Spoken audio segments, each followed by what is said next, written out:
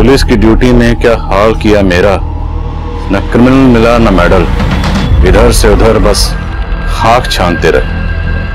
वाह वाह, जरूर बोल दीजिएगा आदिल साहब, क्योंकि अब इस चौथी लड़की की लाश ढूंढते ढूंढते तोते उठ जाएंगे आपके।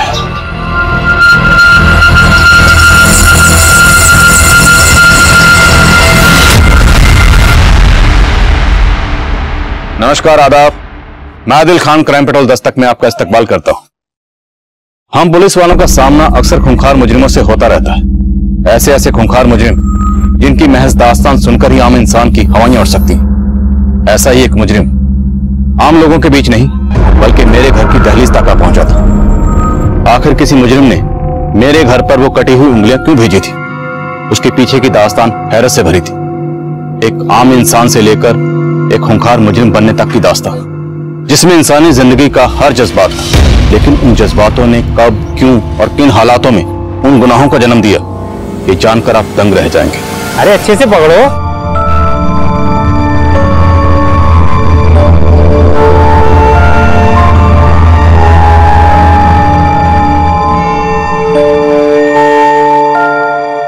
Bye bye.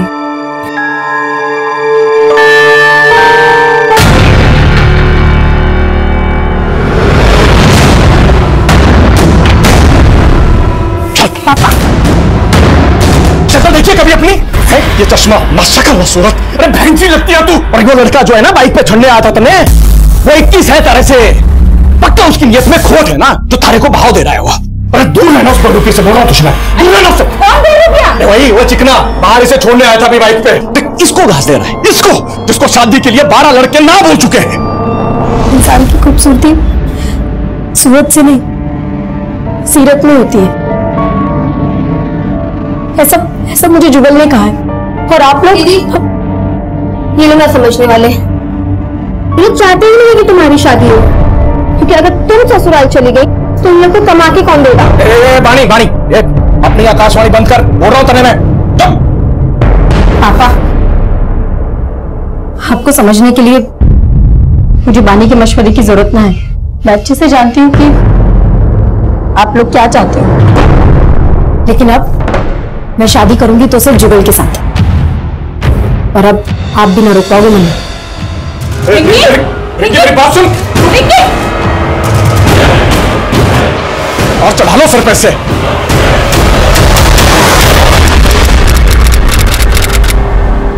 छोले कुलचे, चलो छोले कुलचे।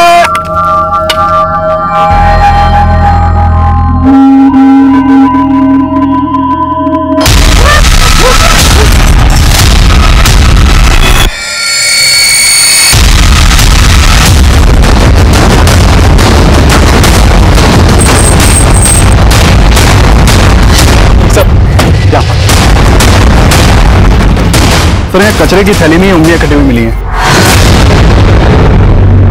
इन उंगलियों के अलावा कुछ और मिला? अभी तक तो नहीं सर, हालांकि हमारी टीम यहाँ आसपास सर्च कर रही है। इन उंगलियों को फोरेंसिक के लिए भेजो। अगर इसका आधार आईडी होगा तो फिंगरप्रिंट स्कैन करके इसकी आईडी पता चल सकती है। इससे यह कंफर्म होगा कि वाकई में कोई मर्डर हुआ है या फिर कहानी कुछ और है।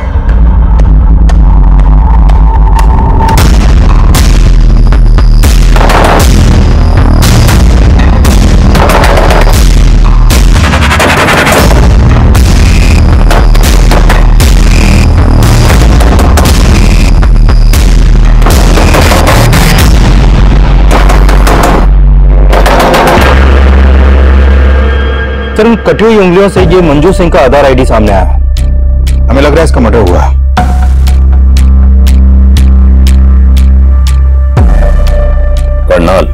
करनाल पुलिस से कांटेक्ट करो और मंजू के आधार आईडी पे ये जो करनाल का एड्रेस है यहां पर जाओ। हो सकता है मंजू मिसिंग हो। Okay sir.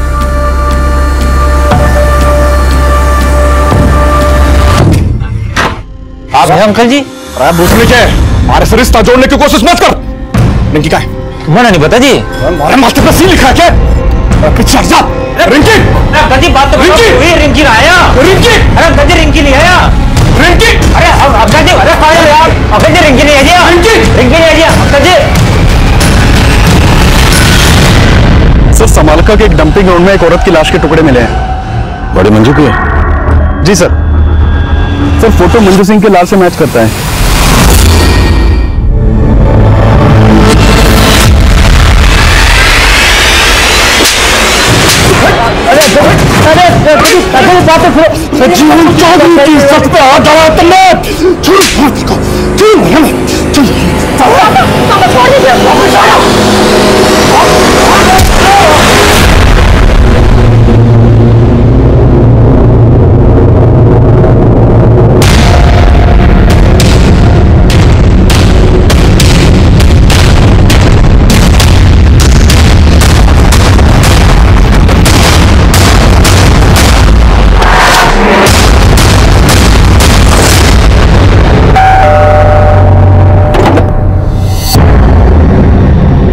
मंजू सिंह के बारे में आपसे कुछ बात करनी है।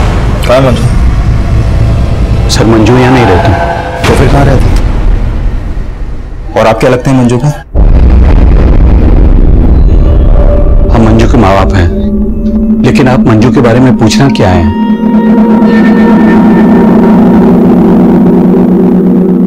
मंजू की आधार आईडी पर यहाँ का एड्रेस है। अगर वो यहाँ नहीं रहती तो फिर कहाँ रहती है? हमें नहीं मालूम। मंजू की कटी हुई उंगलियां मिली हमें, तो पॉसिबल है उसका मर्डर भी हो गया होगा। अब यहीं पर बताएंगे या फिर थाने ले जाकर बात करें आपसे?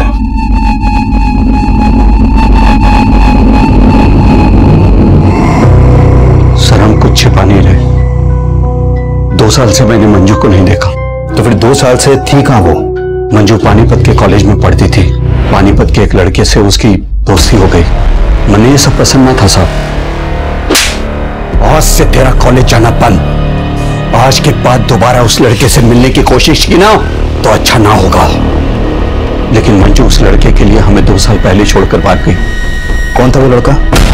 हम उसे नहीं जानते साहब, लेकिन उस लड़के ने मंजू को इतना बरकरार दिया था कि उसने अपने घर से अपनी माँ के गहने, जेवर, पैसे सब चुरा करके उस लड़के के साथ भाग गई और हमें फोन करके बताया कि पापा मुझे लगता था कि आप मुझे समझोगे, लेकिन अब मैंने शादी कर ली है। लेकिन उसके बाद उसका फोन कभी ऑन नहीं हुआ। वो हमको भूल गई थी तो हम भी उसे भूल गए। भूल गई या फिर 2 साल बाद उसे ढूंढ निकाला और उसे? ऐसा हमने कुछ नहीं किया सर। जरूर उस लड़के ने उसके साथ कुछ किया होगा।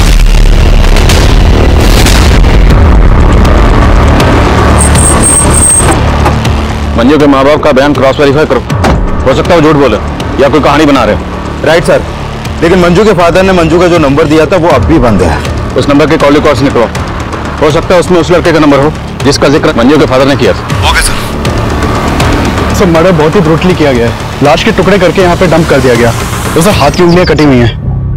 मंजू की उंगलियों को काटकर पानीपत में फेंका गया और बाकी बॉडी को यहाँ समालखा में। और कातिल ने शायद बॉडी के इतने टुकड़े इसलिए किए ताकि बॉडी की शिनाख्त न हो सके। लेकिन उंगलियों को पानीपत में फेंकने के पीछे क्या मकसद हो सकता है? पकड़ कर उंगली इतना ले चलूं उस आसमान पर जहां मैंने तेरे लिए सितारों से एक घर बनाया है। दूर कहीं आसमान पर तेरे लिए खूबसूरत सा नया जहां बसाया है। एक और नहीं लोटन बस। अरे बस का इंतजार तो उसने है जिसकी अपनी गाड़ी नहीं। अब बैठ मेरी ऑटो में, तू मेरी सवारी नहीं। सवारी नहीं? घोड़ा घास से दोस्ती करेगा ना तो भूखा मरेगा। अरे मौत तो मुकर्रर है सबकी, हम तो तुझ में अपनी जिंदगी देखते हैं। फिलहाल ना मेरी मॉम मुझे ढूंढ रही है और फोन में बैटरी भी चली गई। चलो। अरे तू ले मेरा फोन तो फोन करके अपने घर पे कर दे क्रांति। बोल दे वो अपने लोटन के साथ। तुम्हारा नाम सुनते ही ना मेरी मॉम लोटपोट हो जाएगी। अरे यार इतना सीरियस क्यों हो रहे हो? जब वक्त आएगा ना तो सबको प्यार से बता दो। ओके? क्या बता देगी? यही कि मैंने एक ऑटो वाले लोटन के साथ अपना मीटर डाउन किया है।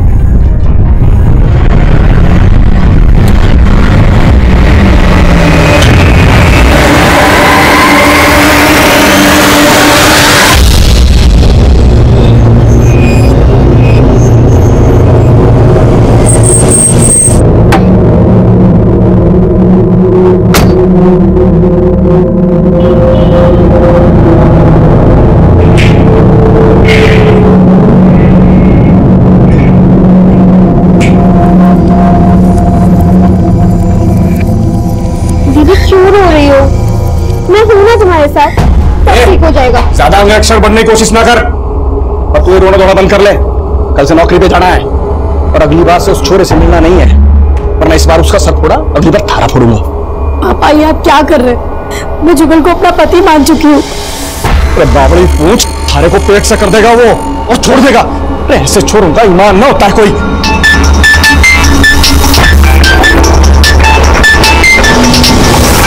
ना काट क्यों दिया? तने भी कोई पति बना रखा है क्या? ना बोल। आप मेरे और दीदी का ऐसे पेश में तय करो, वरना आदिल अंकल को बोल के आपको अंदर करवा देंगे।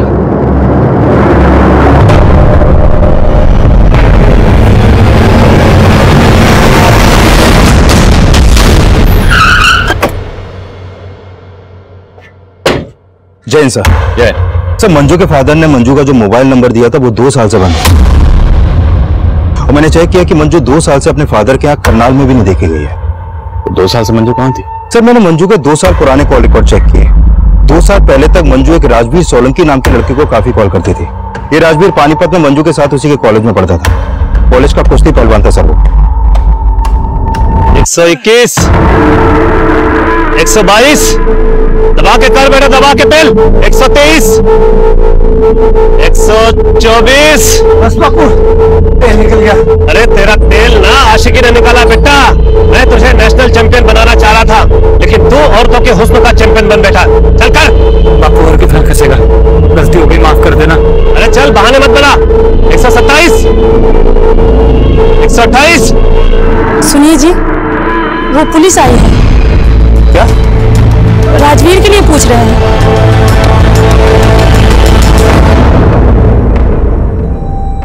क्या हुआ पहलवान, मुंह में दही क्यों जम गई? मंजू का नाम सुनते चुप क्यों हो गए? मैं किसी मंजू को नहीं जानता जी। अच्छा, ये है मंजू जो तुम्हारे साथ कॉलेज में पढ़ती थी। तब याद आया? यो मंजू जी, हाँ जी याद आ गया। ये जी मेरे साथ कॉलेज में पढ़ा कर रही थी, मेरी दोस्त थी, है ना। बात क्या हुई? हमें मंजू की लाश मिली। अब नाटक बंद कर, ये बोल के मंजू के साथ तुम्हारा क्या रिश्ता था? जनाब मेरी दोस्त थी, 2 साल से तो देखा भी नहीं मैंने जी उसे। मंजू के फादर का कहना है कि 2 साल पहले उसने किसी लड़के के साथ भागकर शादी की थी और तेरे कॉलेज के दोस्तों का कहना है कि तेरे से अच्छा मंजू का और कोई दोस्त नहीं है ना? साहब आप कहना क्या चाहते हो, साफ साफ बोल दो ना। सोलंकी जी, साफ साफ ही बोल रहा हूँ। हमें शक है कि आपके लड़के ने 2 साल पहले मंजू नाम की लड़की से भागकर शादी की थी। लगता है किसी ने आपके कान भरे साहब। हमारा बेटा कुंवारा है। ये आपके बेटे से पूछ लेते। तो मंजू के सबसे अच्छे दोस्त, तो तुम्हें तो पता ही होगा कि 2 साल पहले मंजू ने किस लड़के के साथ भागकर शादी की थी। जनाब मालूम नहीं, मैं तो बोल रहा हूँ ना जी, मैंने 2 साल से मंजू को देखा भी नहीं है। सब पक्का ये बाप बेटे हमसे कुछ छिपा रहे हैं। मंजू की तस्वीर पड़ोसियों को दिखाओ, पता करो क्या पिछले 2 साल में किसने मंजू को यहाँ पर देखा था। और ये भी पता करो कि मंजू की जिंदगी में राजवीर के अलावा कोई और भी था। Okay sir.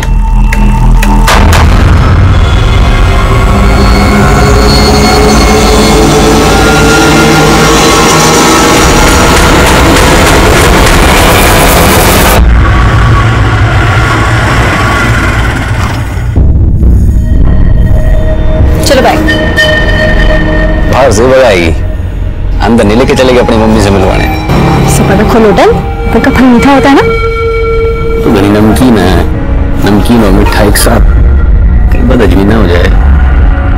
बाय।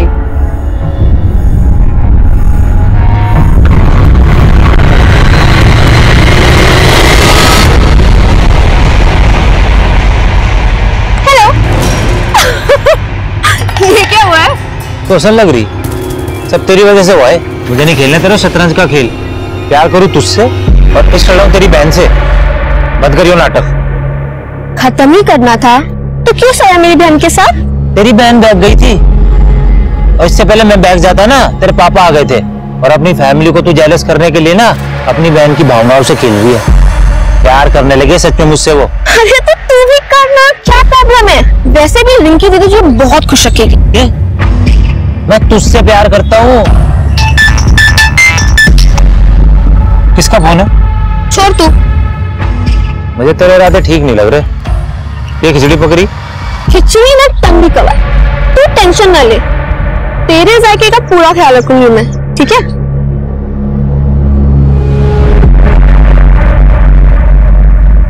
पिछले 2 साल से मंजू को राजवीर के घर के आसपास भी नहीं देखा गया, और राजवीर के पिछले 6 महीने पुराने कॉल रिकॉर्ड में भी मंजू का कोई दूसरा नंबर नहीं मिला। तो मंजू के माँ बाप झूठ तो नहीं बोल रहे कि 2 साल पहले मंजू किसी लड़के के साथ भाग गई थी? लेकिन सर, मंजू की लाइफ में कोई ना कोई लड़का जरूर था, क्योंकि उसकी पोस्टमार्टम रिपोर्ट में यह भी सामने आया है कि मंजू 3 मंथ्स प्रेग्नेंट थी। प्रेग्नेंट? मौत की वजह? Excessive bleeding. मंजू के दोनों हाथों की उंगलियां काटी गई, जिससे ज्यादा खून बहने की वजह से उसकी मौत हो गई, और मौत के बाद उसकी बॉडी के टुकड़े किए गए। और हाँ सर, मंजू के सर पर एक चोट का निशान भी है, और उसकी मौत 16 अप्रैल की रात को हुई थी। हमें मंजू की लाश 17 अप्रैल को मिली। प्रेग्नेंट। पति कौन है उसका? सर, फिलहाल मुझे राजवीर के अलावा कोई नहीं दिख रहा। एक काम करें सर, उसका डीएनए मंजू के बच्चे के डीएनए से मैच करवा के देखें। चौधरी, डीएनए रिपोर्ट आने में बहुत वक्त लग जाएगा, और हमारे पास वक्त है नहीं। मंजू के पेरेंट्स का कहना है कि 2 साल पहले मंजू घर छोड़कर भाग गई थी, तो हमें पता करना है कि 2 साल तक मंजू कहां थी और किसके साथ थी। एक काम करो, पानीपत में जितने मैटरनिटी हॉस्पिटल हैं, सब जगह जाओ। मंजू प्रेग्नेंट थी तो किसी न किसी हॉस्पिटल में जरूर जाती होगी, हो सकता है वहां से हमें उसके पति की कोई लीड मिले। Okay sir.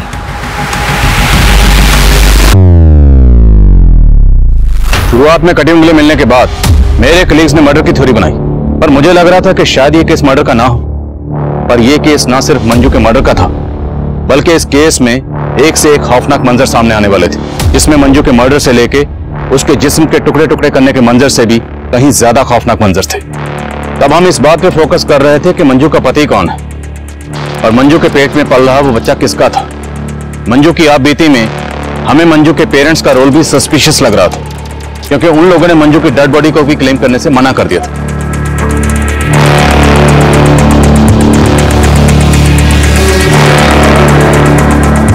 मंजू का मर्डर इतना ब्रूटल था कि मीडिया ने शुरुआत से ही हम पर प्रेशर सिचुएशन क्रिएट कर दी। उस वक्त हमारे पास मीडिया के सवालों के कोई जवाब नहीं था, और ये सब बातें उस मुजरिम के हौसले बुलंद कर रही थी।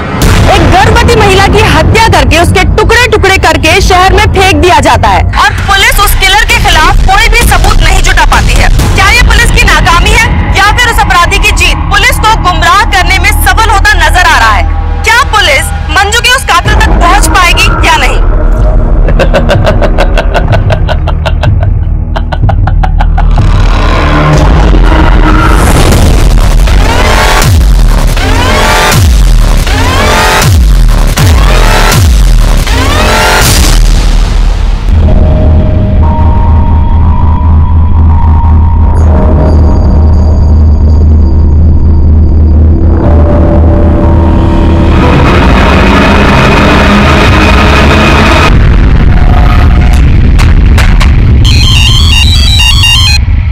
हाँ चौधरी सर, उस मैटरनिटी हॉस्पिटल का पता चल गया जहां पर मंजू अपना इलाज करवा रही थी। वहां से मंजू के पति के बारे में कुछ पता चला? सर, मंजू के डॉक्टर ने बताया कि मंजू शादीशुदा थी। उस नंबर के कॉल रिकॉर्ड्स निकलो और उठाओ इस राजवीर को। Okay sir. मैं आपसे झूठ नहीं बोलना चाहता था, दरअसल मैं अपने बापू से डर गया था जी। तूने झूठ इसलिए बोला क्योंकि मंजू का मर्डर तूने किया? नहीं सर, मैंने मंजू का मर्डर नहीं किया सर। दरअसल हम दोनों ने 2 साल पहले भागकर शादी कर ली थी, और मेरी शादी के बारे में बापू को कुछ भी नहीं पता था। तेरे बापू ने मर्डर किया होगा फिर? नहीं सर, वो तो कभी उससे मिले तक नहीं थे, और वैसे भी मंजू ने 6 महीने पहले मुझे छोड़ दिया था जी। मंजू 3 महीने की प्रेग्नेंट थी, तूने मां और बच्चा दोनों को मार दिया? जनाब, मैंने नहीं मारा जनाब, मैं आपको बोल तो रहा हूँ, 6 महीने पहले मुझे छोड़कर चली गई थी। उसके पेट में बच्चा था, इसके बारे में तो मुझे कुछ मालूम भी नहीं है। मंजू रहती कहाँ थी? जनाब, जब 2 साल पहले हमने भागकर शादी कर ली थी तो सलोनी में एक किराए पर घर लिया था। मैं अपनी शादी के बारे में अपने माँ बाप को कुछ नहीं बता पा रहा था, इसलिए वो अकेली रहती थी और मैं अक्सर उसके पास आया जाया करता था। हाय। क्या कहा था तुमने? मैंने क्या कहा था? ये हमारा आशियाना है, लेकिन तुम तो इसे अपना गेस्ट हाउस समझते हो। तुम यहाँ सिर्फ संडे को आते हो। अरे मंजू, फिर वो एक ही बात पर ताना। क्यों ना मारू ताने?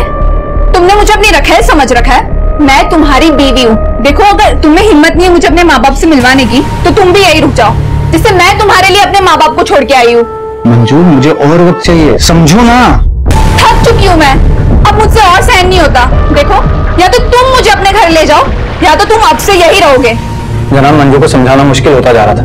वो कुछ भी समझने को तैयार नहीं थी। मैं जब भी उससे मिलने जाता था तो हमारे बीच में आपस में झगड़ा हो जाता था, लेकिन मंजू भी कम नहीं थी सर। उसने मेरी एब्सेंस में एक लड़के के साथ दिल लगा लिया था। अच्छा, एक और झूठ। नहीं सर, मैं झूठ नहीं बोल रहा। जब आखिरी बार 6 महीने पहले मैं वहां गया था तो मैंने मंजू के साथ उस लड़के को देखा।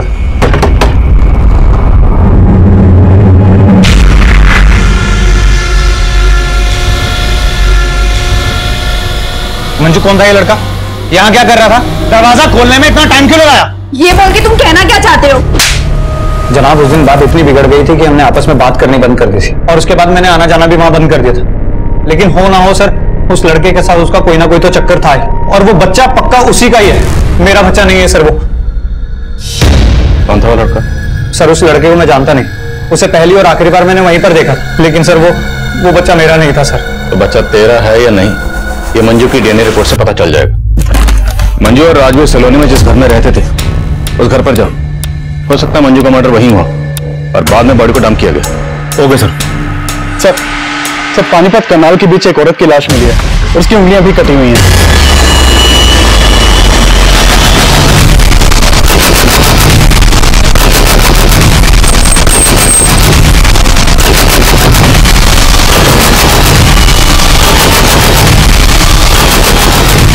अरे पीछे निकालो जरा। मोहब्बत के हर एक किला फतेह करने निकले, तेरे साथ नहीं तो तेरे पास सही, हम जीतने वालों को हराने निकले। अभी ये शायरो शायरी करके उंगलियां काट के कातिल साबित क्या करना चाहता है? सर, मंजू की लाश को टुकड़े टुकड़े करके डंप किया गया और इसकी सिर्फ उंगलियां काटी गई हैं। काफी हद तक मर्डर का मॉडस ऑपरेंडी सेम है। बॉडी की शिनाख्त करवा। हो सकता है इसका मंजू या उसके जान पहचान वालों से इसी को ताल्लुक हो। सर,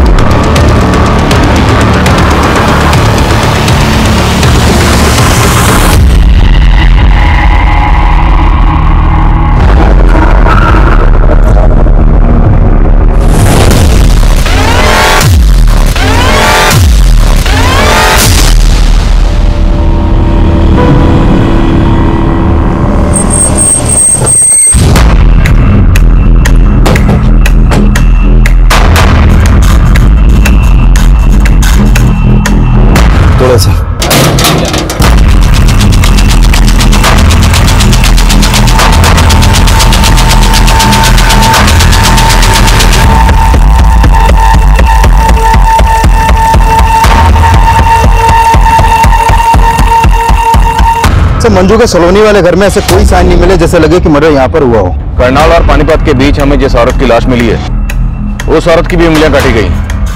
मैं तुम्हें उसकी तस्वीर भेज रहा हूँ, जरा पता करो क्या उस औरत का मंजू के घर पर आना जाना था। Okay sir. नहीं जनाब, मैं इस औरत को नहीं जानता और मुझे मालूम नहीं कि मंजू इस औरत को जानती होगी कि नहीं। इस औरत को मंजू के घर में कभी आते जाते तो नहीं देखा है। ये मंजू का हस्बैंड है जो दिल्ली में कहीं जॉब करता है और संडे संडे आता है और अभी कुछ टाइम से यहाँ पे आना ही बंद कर दिया है। ऐसा तो नहीं लगता था, पर सर कुछ समय से एक आदमी का यहाँ पे काफी आना जाना हो रहा था। राजवीर भी वही कह रहा था जो पड़ोसन कह रही है कि मंजू का किसी के साथ अफेयर था। पड़ोसन और राजवीर से उस लड़के का स्केच बनो और मंजू के करंट नंबर के कॉल रिकॉर्ड्स निकलो। हो सकता है उस लड़के के बारे में कुछ पता चले और इस औरत की पहचान पता करो, क्योंकि हो सकता है मंजू और इस औरत दोनों का कातिल एक ही।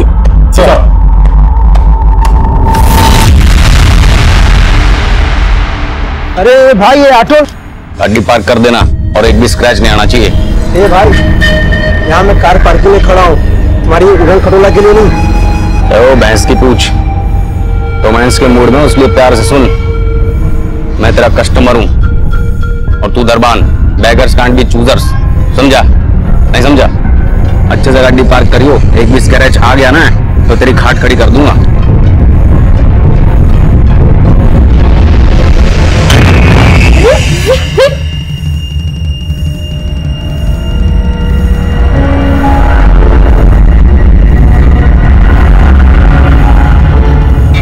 बेटा,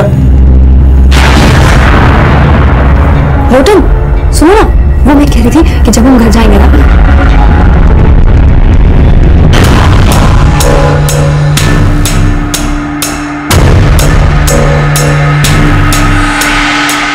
excuse me ma'am, what can I bring for you? one paneer chili and guava berry. And for you sir? I mean, आप क्या लेंगे? I would like to have a crisp thin roll stuffed with mashed potatoes and peas with a pinch of salt and turmeric, and yeah, garnish with curry leaves and serve it with a red lentil soup and a white sauce made of coconut. Please make it fast. Excuse me, sir. क्या है ये? डोसा ले आ। Okay. Sir, Rajveer और मंजू के पड़ोसन ने जो sketches बनवाए हैं वो दोनों स्केचेस एक ही आदमी के हैं। पता लगाओ कौन है ये।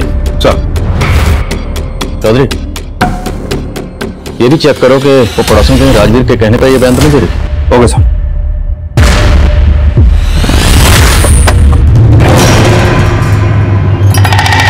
बाय।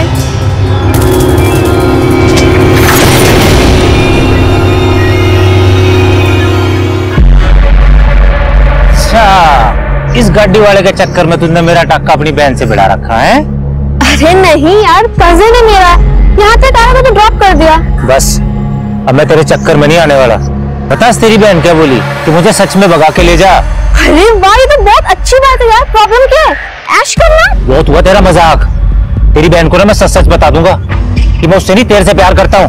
प्यार प्यार प्यार यार, इंसानियत नाम की भी कोई चीज होती है। तो ये दिल का चक्कर छोड़ और मेरी बात मान। तेरी लाइफ सेट है, समझा? चल चल। सर, जो एक रोजी नाम की लड़की की मिसिंग कंप्लेंट दर्ज हुई थी संगमनगर थाने में। ये कंप्लेंट रोजी की मां ने दर्ज करवाई थी। सर, रोजी की फोटो सड़क की फोटो से मैच करती है जिसके में उंगली कटी लाश मिली थी। बेटा दूध पी लो। नानी, मम्मी कब आएंगी? आ जाएगी। लेकिन कब? उन्होंने मुझे बोला था फिल्म दिखाने लेके जाएंगे, लेकिन वो खुद इतने दिन से नहीं आई। बोलो ना नानी, मम्मी कब आएंगी? बेटा आ जाएगी।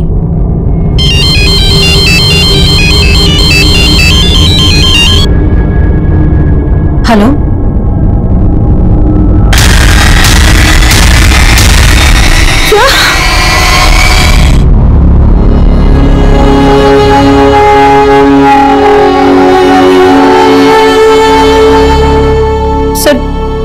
रोजी कॉल सेंटर में काम करती थी। 2 दिन पहले मैंने उसे आखिरी बार देखा था, तब वो कॉल सेंटर जाने के लिए घर से बाहर निकल रही थी। अच्छा माँ, मैं चलती हूँ। बाय बच्चा। मम्मा, मैंने आपको बोला था ना मुझे कार्टून फिल्म देखने जाना है सिनेमा में। हाँ बेटा, चलेंगे पक्का। लेकिन कब मम्मा? बेटा नेक्स्ट संडे। अभी मुझे ऑफिस के लिए लेट हो रहा है और मेरे पीछे से नानी को परेशान मत करना। मेरा अच्छा बच्चा है ना। बाय बाय माँ। सर, उसके बाद रोजी का कुछ पता नहीं चला। अगली सुबह वो कॉल सेंटर से वापस ही नहीं आई, ना ही उसका फोन लग रहा था। लेकिन आपने संतनगर पुलिस स्टेशन को ये नहीं बताया कि रोजी कौन से कॉल सेंटर में काम करती थी? रोजी कहाँ काम करती थी उसने मुझे कभी नहीं बताया। आपकी बेटी कहाँ काम करती थी आपको नहीं पता? और आपने कभी पूछा भी नहीं उससे? सर, मैंने कई दफा उससे कहा था कि अपने कॉल सेंटर का पता घर में छोड़ दे। आपने बताया कि रोजी की बेटी है, उसका पति कहाँ? रोजी की अपने पति से नहीं बनती थी, इसलिए 3 साल पहले वो अपने पति से अलग हो गई थी। कहाँ रहता है? वो जींद रोड पे रहता था और रोजी से अलग होने के बाद वो कहीं शिफ्ट हो गया था। कहाँ शिफ्ट हो गए? सर, वो मुझे नहीं पता। मैडम, आपको आपके दामाद का नाम तो पता होगा? उसका सुनील नाम है। किसी पे शक आपको? कौन आपकी बेटी के साथ ऐसा कर सकता है? नहीं सर, मुझे कुछ नहीं मालूम। कुछ दिन पहले मंजू नाम की एक लड़की का कत्ल हुआ। यह है मंजू। इसकी भी ठीक वैसी उंगलियां काटी गई जैसे आपकी बेटी रोजी की काटी गई। क्या आप इसे जानती हैं? हो सकता है आपकी बेटी रोजी को जानती हो, कभी आपके घर आई हो। नहीं सर, मुझे कुछ नहीं मालूम इसके बारे में। कुमार, पता लगाओ रोजी कौन से कॉल सेंटर में काम करती थी और उसके पति सुनील का पता लगाओ। सर,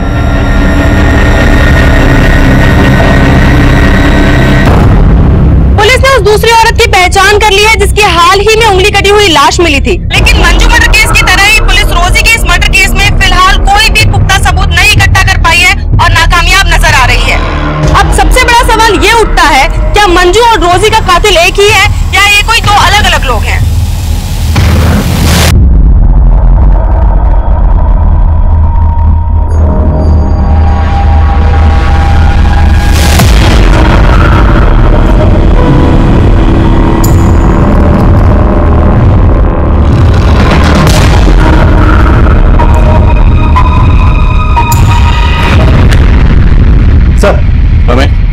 मंजू के नए नंबर के कॉल रिकॉर्ड में एक नंबर मिला है जिसका फोटो उन स्केचेस से मैच करता है जो राजवीर और मंजू के पड़ोसन ने बनवाए थे। इसका नाम महेश सिंह है सर। इसका मोबाइल नंबर करनाल के एड्रेस पर रजिस्टर्ड है। करनाल? मंजू भी करनाल की रहने वाली थी? हाँ सर, और यह भी पता चला है कि यह महेश मंजू का कजन है। यह मंजू के कोई दूर के ताऊ का बेटा है। लेकिन मंजू के माँ बाप का कहना है कि वो बिल्कुल नहीं जानते थे कि 2 साल तक मंजू कहाँ रह रही थी। तो फिर ये मंजू का कजन ये मंजू से मिलने क्यों जाता था? और उसे कैसे पता कि मंजू कहाँ रहती थी? सर मैं हमेशा मंजू का सपोर्ट करता था सर। मानता हूँ चाचा जी उनकी शादी के खिलाफ थे, लेकिन राजवीर के साथ घर से भाग जाने के बाद से मैं लगातार मंजू के टच में था। लेकिन राजवीर का कहना है कि उसने तो मंजू को 6 महीने पहले ही छोड़ दिया था। सर राजवीर ने मंजू की जिंदगी बर्बाद करके रखी थी, बल्कि मंजू तो उसके खिलाफ कानूनी मदद भी लेना चाहती थी। चीट किया सर उसने मंजू को। उसकी वजह से उसने अपना घर परिवार छोड़ा, अपने पेरेंट्स से अपना रिश्ता खत्म किया, और बदले में उसे क्या मिला? सिर्फ दुख। कहीं तुमने भी बदला तो नहीं लिया? मंजू के माँ बाप के कहने पर तुमने मंजू को... कैसी बातें करें सर? मंजू के पेरेंट्स को तो पता तक नहीं है कि मैं मंजू के टच में था। लेकिन मंजू का मर्डर हो गया तो तुम हमारे पास नहीं है? सर क्योंकि मैं दिल्ली गया हुआ था किसी काम से, और मैंने सोचा भी नहीं था कि मंजू के साथ इतना बुरा हो सकता है।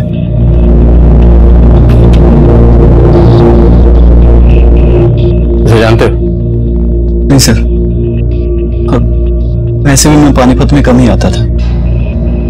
मंजू ने कभी तुम्हें कुछ ऐसा बताया कि तुम्हें अजीब लगा? सर मंजू ने राजवीर के अलावा कभी किसी की बुराई नहीं की। मुझे लग रहा है शायद राजवीर ने ये कांड किया है, क्योंकि मेरी नजर में वही एक ऐसा लड़का है जो किसी भी हद तक जा सकता है।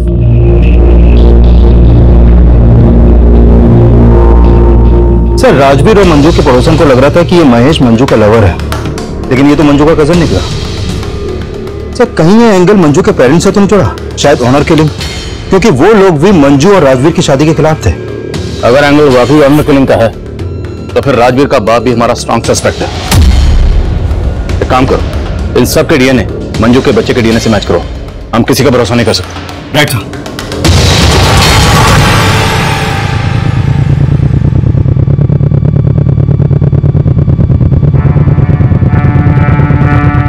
मंजू पापी नहीं थी।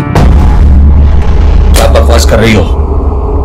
सच बोल रही हूँ, आपने तो उसे भुला ही दिया था। लेकिन मैं 2 साल से मंजू की शक्ल देखने के लिए तरस रही थी, और आपने मुझे मंजू से दूर रखा। टुकड़े टुकड़े करके किसी ने उसे जानवर की तरफ फेंक दिया, और आखिरी बार में उसे कलेजे से लगा के रो भी न पाई। मंजू हमारा अतीत थी। वो 2 साल पहले ही हमारे लिए मर चुकी थी। अब उसकी जगह हमारी यादों में भी नहीं होनी चाहिए।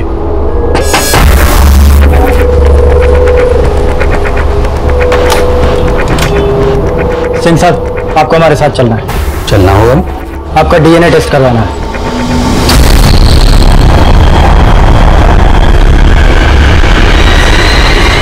राजवीर, तेरी वजह से पूरी जात बिरादरी में कहीं मुंह दिखाने लायक नहीं छोड़ा तूने। वो पुलिस वाले सोच रहे तेरी लुगाई मंजू के पेट में मेरा बच्चा है। मेरा डीएनए करवा रहे हैं वो लोग, सब तेरी वजह से। मेरे को भी बहुत धोया बापू उन्होंने, और तू तो मुझसे बड़ा पहलवान है ना, उनके डंडों से तेरा तेल ना निकलने वाला। क्यों डर रहा है तू?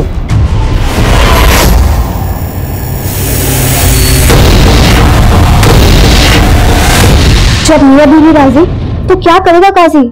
दीदी मैं बोल रही हूँ, मान लो मेरी बात। भूल जाओ मम्मी पापा क्या कहेंगे और भाग जाओ जुगल जीजा जी के साथ। बाकी की सारी सेटिंग मैं कर दूंगी पक्का, ठीक है? छोरी, क्या सिखा रही है अपनी बहन को? अजी सुनते हो? जल्दी आओ। क्या सिखा रही है? हाँ बोल, क्या सिखा रही है? देखो क्या क्यों चिल्ला रही हो? ये दोनों बहनें मिलकर क्या प्लान बना रही है? ये उस लड़के को जीजा जी बोल रही है, और इसे बोल रही है उसके साथ भाग जा। ऐसे कैसे भाग जाएगी? मैं क्या बावली पूछूं?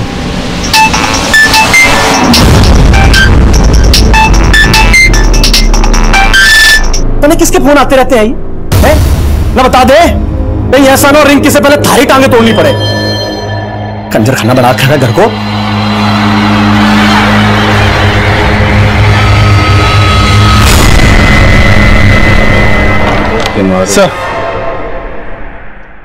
सर रोजी के कॉल रिकॉर्ड में मंजू या मंजू से जुड़े किसी भी इंसान का नंबर नहीं मिला। रोजी के बैकग्राउंड में कोई लवर? फिलहाल तो कोई सामने नहीं आया। सर रोजी के कॉल रिकॉर्ड में किसी कॉल सेंटर का नंबर भी नहीं मिला। पर रोजी की मां का कहना है कि रोजी कॉल सेंटर में काम करती थी। सर मैंने रोजी की कॉल रिकॉर्ड अच्छे से स्टडी की है। अक्सर रात के वक्त रोजी का फोन रेड लाइट एरिया में एक्टिव रहता था। Red light area? तो मतलब रोजी, एक काम कर, जिन रेड लाइट एरिया में रोजी का नंबर एक्टिव रहता था वहां पूछताछ कर। सर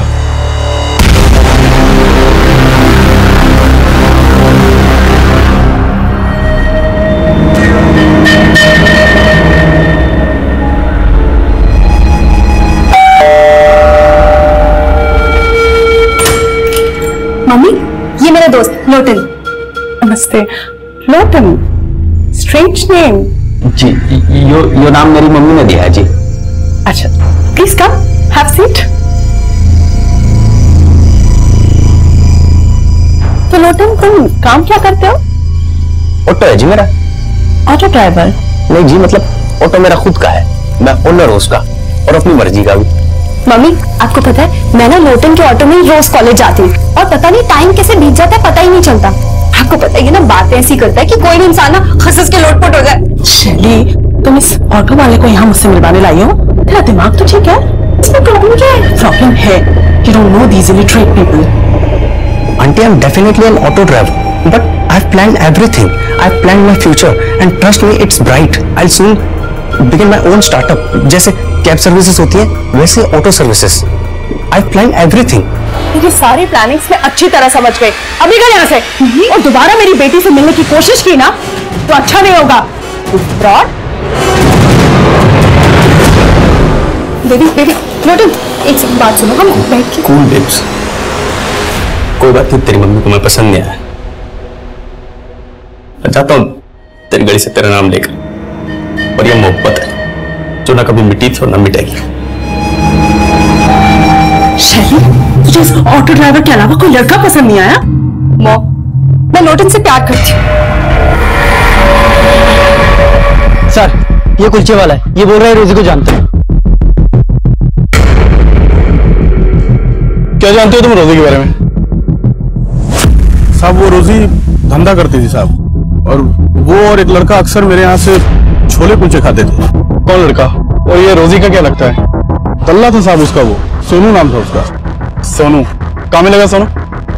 ये जो रोजी का मर्डर हुआ है ना जब से साहब, वो यहाँ दिखाई नहीं, फिर कहाँ रहता है वो मुझे नहीं मालूम है। ये मेरे मोबाइल में साहब उसकी एक फोटो थी, ये है साहब।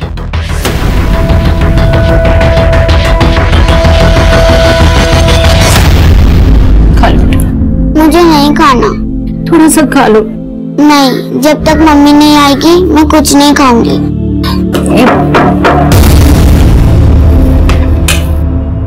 ये क्या बोल रहे हैं आप साहब? रोजी ऐसी लड़की नहीं थी। जरूर आपको कोई गलतफहमी हुई है। हमें कोई गलतफहमी नहीं हुई है। आपकी बेटी रोजी किसी कॉल सेंटर में काम नहीं करती थी, बल्कि वो एक प्रोस्टिट्यूट थी। और ये सोनू, ये उसके लिए ग्राहक लाता था। सर, ये तो सुनील है, रोजी का पति। सुनील? जी। रोजी का पति? जी, यही सब गलत काम करता था सर, इसलिए रोजी ने इसे छोड़ रखा था। जरूर इसी ने मजबूर किया होगा मेरी बेटी को। रोजी ऐसी नहीं थी सर। अच्छा, ये सुनील उर्फ सोनू आजकल है कहाँ? कुछ तो आइडिया होगा आपको? सर मुझे नहीं मालूम।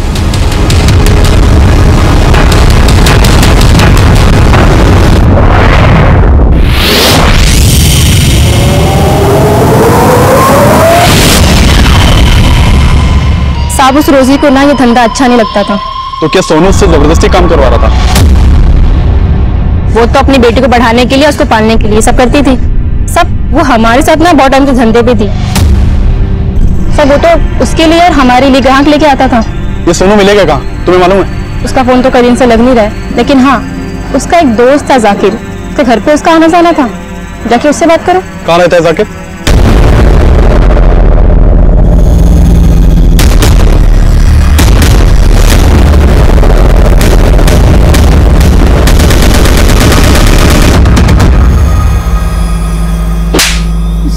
सर मैंने रोजी के साथ कुछ नहीं किया सर। तो फिर हमारी टीम को देखकर भाग क्यों रहा था? तो साहब मैं डर गया था, लेकिन फिर मेरे को रोजी के मर्डर का मालूम चला, तो इसलिए मुझे पता था कि आप लोग मेरे पीछे आएंगे, इसलिए मैंने अपना फोन भी बंद कर दिया सर। लेकिन सर मैंने रोजी के साथ कुछ नहीं किया, मेरा विश्वास। रोजी तेरी बीवी थी और तूने उसे मजबूर किया था इस धंधे में उतरने के लिए, है ना? नहीं साहब, रोजी जब तक मेरे साथ रहती थी तब तक मैंने उसे कोई धंधा वंधा नहीं करवाया था, लेकिन जब रोजी को पता चला कि मैं दल्लागिरी ये सब करता हूं तो मुझे छोड़कर चली गई थी। लेकिन उसको कुछ दिन बाद आटे दाल का भाव पता चल गया था, और सर रोजी ये सब अपनी मर्जी से करती थी, मैंने रोजी के साथ कुछ नहीं किया। हाँ जरूर उसके कस्टमर ने रोजी के साथ कुछ किया होगा।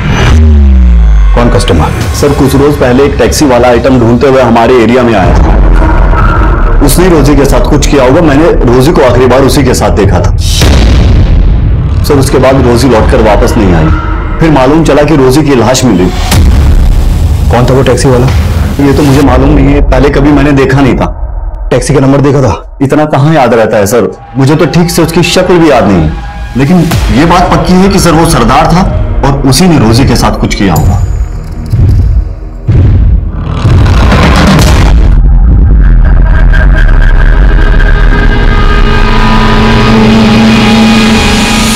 सर सोनू ने जिस एरिया में उस टैक्सी वाले को देखा था वहां पर कोई सीसीटीवी है ही नहीं। ऐसा तो नहीं कि सोनू ने खुद ही किसी नफरत की वजह से अपनी बीवी का कत्ल किया फिर उसके पास वो शायरी छोड़ दी।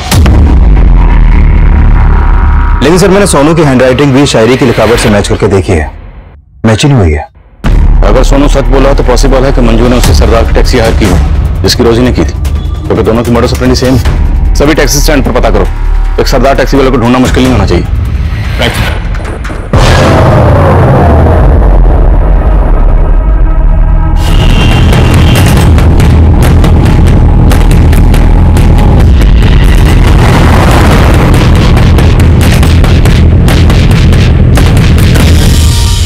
सर मैंने पानीपत और आसपास के एरिया के लगभग सभी टैक्सी स्टैंड्स में चेक किया, लेकिन ऐसा कोई भी सरदार नहीं मिला जिसकी एक्टिविटी सस्पिशियस हो और वो टैक्सी चलाता हो।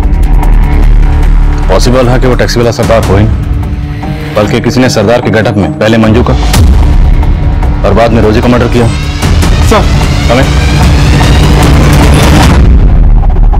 कुछ पता चला रिंकी का? नहीं कुछ पता चला, उधर क्या सब जगह। कल 8 बजे। हाँ अरे चौधरी साहब कुछ परेशान लग रहा? नहीं आदिल साहब कुछ नहीं। पक्का ना? हाँ। पहले कुछ बात हो तो बताइएगा।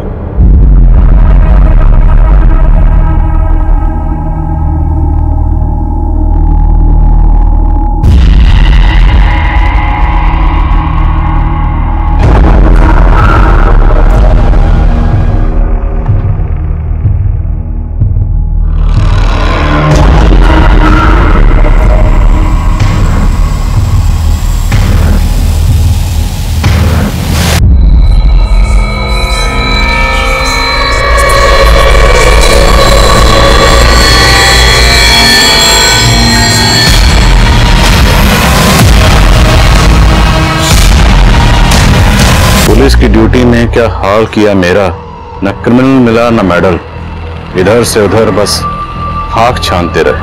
वाह वाह। जरूर बोल दीजिए आदिल साहब, क्योंकि अब इस चौथी लड़की की लाश ढूंढते ढूंढते तोते उठ जाएंगे आपके।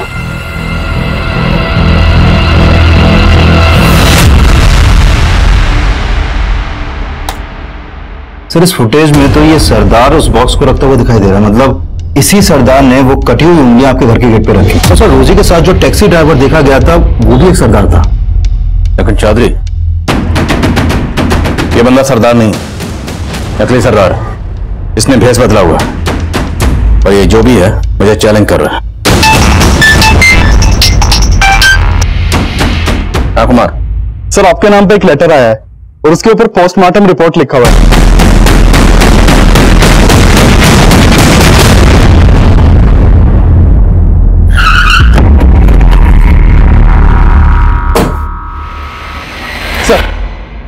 Sir letter.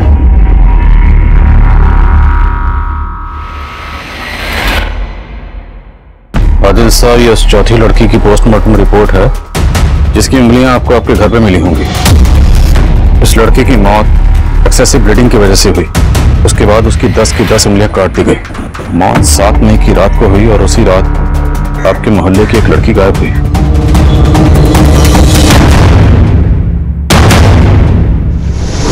परेशान लग रहा है? नहीं आदिल साहब, कुछ नहीं। पता करो ये लेटर कहां से पोस्ट किया गया। सर सब जगह देख लिया उसको, है ही नहीं वो कहीं पे। समझ गया ना, कहां ढूंढो उसको जाके।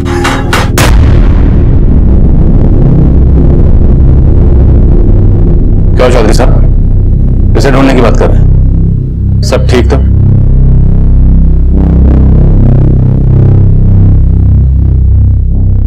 रिंकी का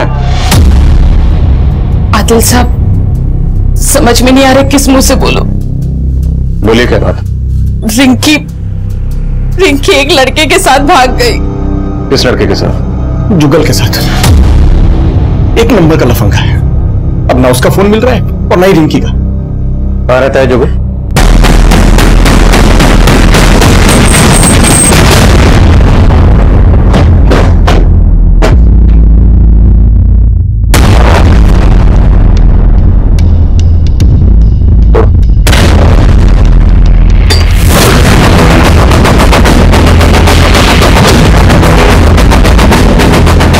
चेक करो सर।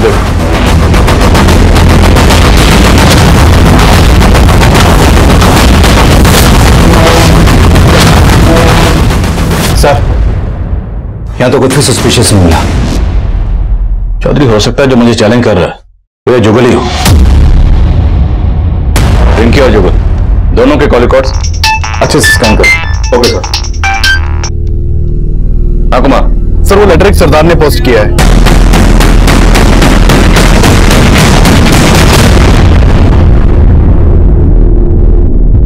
ये जुगल या जुगल से कनेक्टेड भी हो सकता है कि मेरे पड़ोस में रिंकी के अलावा और कोई मिसिंग नहीं। सर रिंकी का फोन पानीपत बस अड्डे के पास बंद हुआ था, लेकिन जुगल का फोन रिंकी का फोन बंद होने के 4 घंटे बाद उसके घर वाले एरिया में ही बंद हुआ था। जुगल के कॉल रिकॉर्ड्स में कुछ सस्पिशियस? सर जुगल ने लास्ट कॉल एक सुबोध नाम के लड़के को किया था। ये उसका फोटो है सर। सर मैंने इस सुबोध के भी कॉल रिकॉर्ड चेक किए हैं। सर ये सुबोध रिंकी की छोटी बहन बानी को भी बहुत कॉल करता था। पूछताछ करो जरा सुबोध से। मैं बानी से मिलता हूँ। सर जुगल से मेरा कोई लेना देना नहीं है। तो फिर जुगल ने तुझे फोन क्यों किया था? दरअसल सर बात यह है कि मैं एक बानी नाम की लड़की से बहुत प्यार करता हूँ। सर काफी टाइम से हमारा अफेयर चल रहा था। सर जुगल ने एक दिन फोन पे मुझे बोला कि बानी मुझसे चीट कर रही है। तो बानी का जुगल के साथ भी अफेयर चल रहा था। वो क्या है कि जुगल से मन भर गया था उसका, इसलिए अपनी बहन रिंकी से टांका फिट करवा रही थी उसका। ये जुगल कहाँ है अभी? अंकल वो मैं जुगल को प्यार नहीं करती थी, लेकिन वो लड़का अच्छा था। इसके लिए मैंने सोचा कि दीदी को उसके साथ, लेकिन मैंने जैसा सोचा था ना वैसा कुछ भी नहीं हुआ। मुझे तो सही उम्मीद नहीं थी बानी। जुगल से प्यार करती थी और तूने मुझे धोखा दिया। नहीं दीदी ऐसा कुछ भी नहीं है जैसा आप सोच रहे हो। आपको जरूर कोई गलतफहमी हुई है। कोई गलतफहमी ना हुई। मैंने रिंकी को सब कुछ सच सच बता दिया है। सुबोध उसका जुगल से क्या कनेक्शन? जुगल ने सुबोध को भी मेरे खिलाफ बोल दिया था। मेरे घर के बाहर कटी हुई उंगलियां मिली किसी लड़की की। और हमें शक है कि शायद वो उंगलियां रिंकी की हैं। क्या बात कर रहे हैं खान साहब? बानी बोलो जुगल कहाँ? अंकल मैं आपको सच में बोल रही हूँ, मुझे नहीं पता जुगल कहाँ है।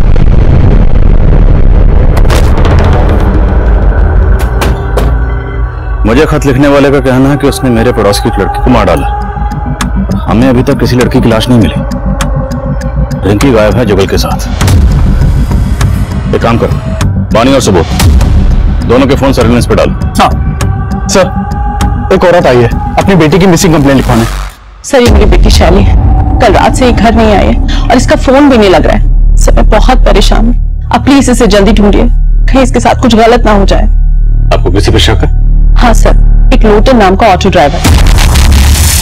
शैली तो नादान है, वो कह रही थी कि वो लोटन से प्यार करती है, लेकिन मुझे शक है कि शैली के गायब होने में उस लोटन का ही हाथ। कहाँ रहता है लोटन?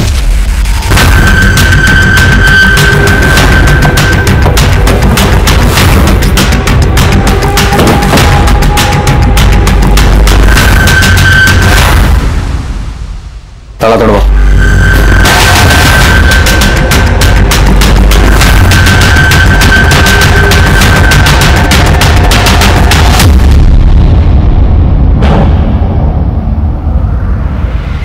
सर ये देखिए,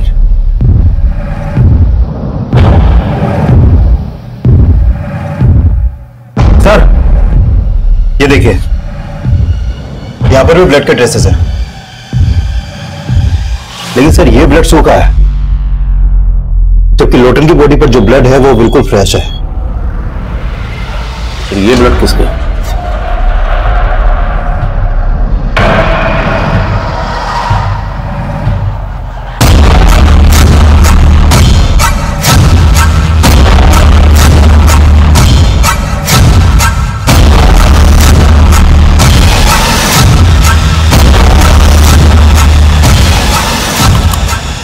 लोटन के प्रोसेस पता करो, इसका किस किस से मिलना जुलना था और कहां कहां आना जाना था। Okay sir. हाँ बोलो कुमार। सर जिस एरिया में रिंकी का फोन बंद हुआ था उस एरिया में रिंकी की लाश भी मिली है।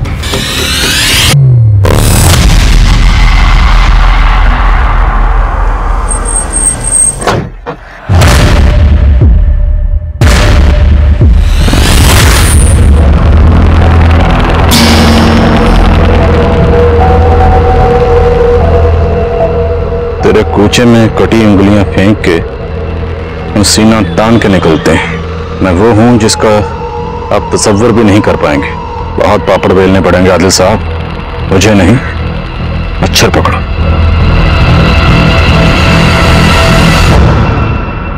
कुमार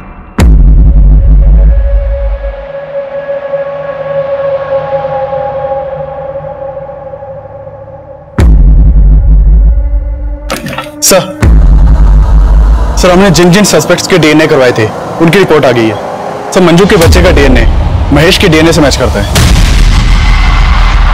हाँ सर, मैं मंजू का कजन हूँ, लेकिन साथ ही साथ उसे पसंद भी करता था। फिर हमें अचानक एक दिन पता चला कि वो पेट से है। सर मैंने मंजू को कई बार बोला कि वो अबॉर्शन करवा ले, लेकिन वो नहीं मानी सर। कि इसका मतलब ये नहीं है सर मैं उसे मार दूंगा। नहीं सर, मैंने मंजू को नहीं मारा सर। जुगल, सुबोध और महेश ये सभी हमारे स्ट्रॉन्ग सस्पेक्ट थे, लेकिन इनमें से किसी का भी इन मर्डर्स में कोई हाथ नहीं था। और हमें पक्का यकीन था कि कातिल जो भी है उसका शैली और लोटन से कोई ना कोई कनेक्शन जरूर है। इसलिए हमने इस केस की हर बारीक से बारीक चीज को रिविजिट करना शुरू किया और एक नया नतीजा सामने आया। सर पूछताछ में पता चला है कि लोटन का एक चरण नाम का दोस्त हुआ करता था जो टैक्सी चलाता था और वो लोटन के साथ ही रहता था, लेकिन कुछ टाइम पहले उसने लोटन का घर छोड़ दिया था। सर ये चरण लोटन की हत्या के बाद से गायब है। और कोई खबर? सर चरण के बारे में ये पता चला है कि वो यूपी का रहने वाला था और आईपीएस की तैयारी कर रहा था। और ये भी सामने आया है कि ये चरण मंजू के कॉलेज में पढ़ता था, वो उससे 2 साल सीनियर था। सर लोटन के एक ऑटो वाले दोस्त से चरण के एक ठिकाने का पता चला है। मैंने अपनी एक टीम को भेजा वहां पर।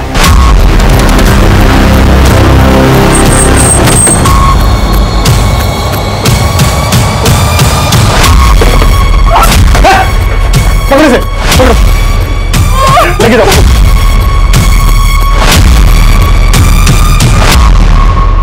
लाइफ बहुत स्ट्रेंज है आदिल साहब। आदमी जो सोचता है वो कभी होता नहीं है। मैंने जो आईपीएस बनने का सपना देखा था, अगर आज वो पूरा हो गया होता ना, तो आज औहदे में मैं आपसे ऊपर और आप मेरे से नीचे होते। हरियाणा के हर्ष राठौर जी जैसा बनना चाहता था। आईपीएस मैंने एग्जाम भी दिए थे, 4 बार फेल हुआ सर। तो 4 बार क्या 6 बार भी अगर फेल हुआ होता, तेरी इस फेलियर का इन मर्डर से क्या ताल्लुक है? मेरे इस फेलियर का उन मर्डर से ताल्लुक है, क्योंकि इसी फेलियर की वजह से ना मैंने बहुत कुछ खोया है। मंजू को भी बहुत प्यार करता था मैं मंजू से, लेकिन मंजू को तो राजवीर पसंद था ना। सब कुछ मिला के मैं आईपीएस की तैयारी में लग गया। मैंने एग्जाम्स भी दिए थे, पता नहीं उन लोगों को क्या हुआ, मुझे फेल कर दिया। इसलिए मजबूरी में मुझे टैक्सी ड्राइवर बनना पड़ा। फिर एक दिन मुझे मंजू मिली। मैं कॉलेज के दिनों से तुमसे बहुत प्यार करता हूँ। अगर तुम हाँ करो तो हम लोग शादी भी कर सकते हैं। नहीं चरण, मैं अपनी जिंदगी किसी और के नाम कर चुकी हूँ। मतलब राजवीर फिर से? राजवीर नहीं, महेश। महेश का नाम सुन के ना मेरा दिमाग घूम गया था। अपनी कजिन के साथ? छी! अरे 3 महीने का बच्चा था उसके पेट में, पता है? मेरा इतना दिमाग घूम गया ना, मैंने उसकी गर्दन पकड़ के ऐसे दीवार में दे मारा। मैंने उसे मार, आप लोग मंजू को पहचान ना सको इसलिए मैंने उसकी बॉडी के टुकड़े टुकड़े करके जंगल में फेंक दिया। मुझे लगा जब तक आप लोग उसकी बॉडी की शिनाख्त करोगे गायब हो जाओ, लेकिन आप लोग तो मेरे तक पहुंच ही नहीं पाए। सर, हंसी आती है मुझे आप लोगों पे, और गुस्सा भी। करप्शन से भरे सिस्टम की वजह से ना मैं आईपीएस नहीं बन पाया, इसीलिए अपनी काबिलियत साबित करने के लिए ना मैंने आप लोगों का इम्तिहान लेना शुरू किया। सबसे पहले मैंने उस धंधे वाली रोजी को मारा।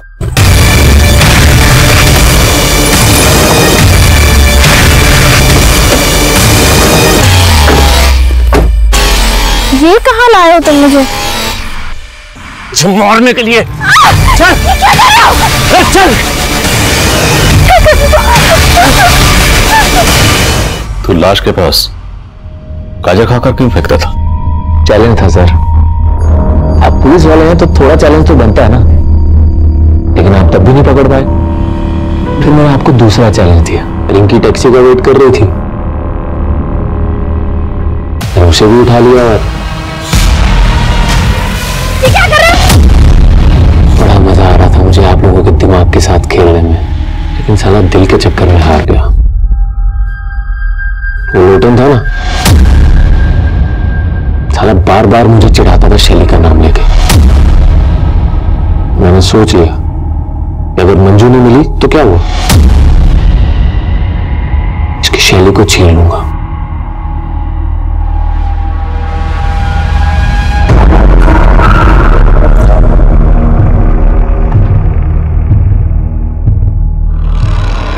मैंने लोटन को भी मार दी। तेरी तरह नहीं, आईपीएस का झंडा लेकर घूमा जिंदगी भर और कुछ नहीं हुआ। मेरी पढ़ाई और मेरी आईपीएस के बारे में कुछ मत बोलना, समझा? तुम नहीं जानता मैंने कितनी मेहनत की आईपीएस बनने के लिए। काय की मेहनत? 20-25 हजार की नौकरी कर रहा होता अगर मुझसे थोड़ी बहुत इंग्लिश सीख लेता तो ड्राइवर तेरी, तू मुझे अंग्रेजी सिखा, मुझे अंग्रेजी सिखा।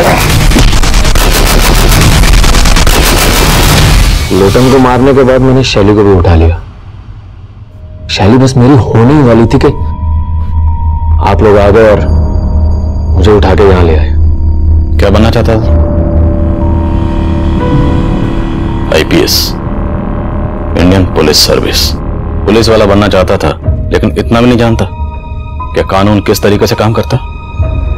जानता तो यह जरूर पता होता कि मुजरिम कितना भी शातिर क्यों ना हो, एक ना एक दिन कानून के हत्थे जरूर चढ़ता है। चरण आज ये सलाखों के पीछे अपने गुनाहों के लिए सिर्फ सिस्टम को ही कसूरवार समझ रहा है, जबकि सच ये है कि इंसान अपनी हालत और हालात के लिए खुद भी जिम्मेदार होता है। किसी इंसान की कामयाबी का फैसला इस बात पे भी होता है कि उस इंसान ने अपनी गलतियों से क्या सीखा। यह केस मंजू के मर्डर से शुरू हुआ था। मंजू इस केस का एक ऐसा यादगार चेहरा था जिसकी जिंदगी में गुनाह हर मोड़ पर दस्तक दे रहा था। राजवीर को ठीक से समझे बिना मंजू ने अपने पेरेंट्स को छोड़ दिया, और राजवीर से धोखा खाने के बावजूद मंजू महेश की नीयत को नहीं समझ पाई, और चरण को अपना दोस्त मानकर उसने चरण के सामने अपने माजी के सारे पन्ने खोल दिए, जिसने चरण की नाकाम सोच में आग में घी डालने का काम किया। चरण ने अपने पागलपन में रोजी लोटन को सिर्फ इसलिए मार दिया क्योंकि वो मेरी काबिलियत का इम्तिहान लेना चाहता था। ऐसी सोच हमेशा इंसान की बर्बादी की वजह बनती है। कहते हैं जो इंसान अपनी हार कबूल करता है, अपनी गलतियों से सीखता है, कामयाबी एक ना एक दिन उसके कदम जरूर चूमती है। लेकिन जो इंसान अपनी हार कबूल नहीं करते, अपनी गलतियों से सीखते नहीं है, कहीं ना कहीं उनके कामयाब होने की उम्मीद भी खत्म हो जाती है। और चरण इसकी जीतती जागती मिसाल है। देखते हैं हमारे आज के एपिसोड की दूसरी कहानी।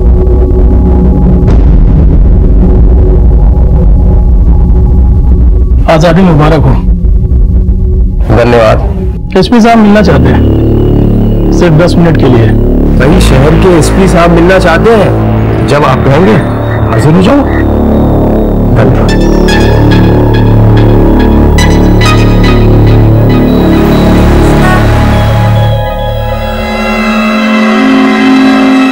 हाँ, कम आओ बैठो। कैसे हो भाई? बस दुआ है आपकी। वैसे तो ये मीटिंग एक अनऑफिशियल मीटिंग है, लेकिन अगर तुम चाहो तो इसे हम ऑफिशियल कर सकते हैं। सर ये चूहे बिल्ली का साथ तो होता है, मगर ये हनीमून कपल्स की तरह हाथों में हाथ नहीं अच्छा लगता। 3 बार कड़ी मेहनत करके आपने पकड़ा मुझे, मगर अफसोस एक बार भी कुछ साबित नहीं कर सके।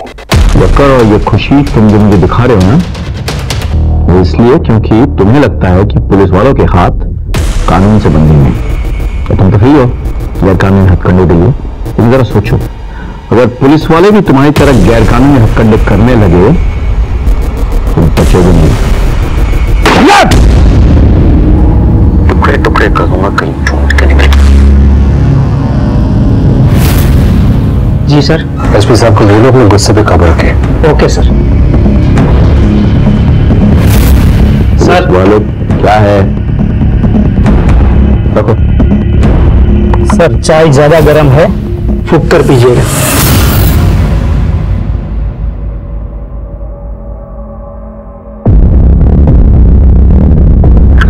Rakesh, you have to do it. Biscuit चाय में डूबने के बाद कैसे नरम हो जाता है ना। तुरंत नहीं खाओगे तो ये फिर ये चाय में फिर से गिर के डूब जाएगा। तुम्हारी हालत अब इस चाय में डूबे बिस्किट की तरह होगी। हमारे साथ इतने महीने के बाद तुम जो अपने लोग हैं ना, वो भी तुम्हें विश्वास नहीं करेंगे। मतलब तुम अब डूबे हुए बिस्किट की तरह करार नहीं। ये तो मैं भी जानता हूं सर कि लोग मुझे विश्वास नहीं करेंगे, लेकिन मैं कोई बिस्किट नहीं हूं एसपी साहब। रेडियम मुंडा हो, रेडियम मुंडा। ना मैं चाय में डूबूंगा और ना ही मुझे खा लिया जाएगा। इस चूहे बिल्ली के खेल में टाइम वेस्ट नहीं कर। गोली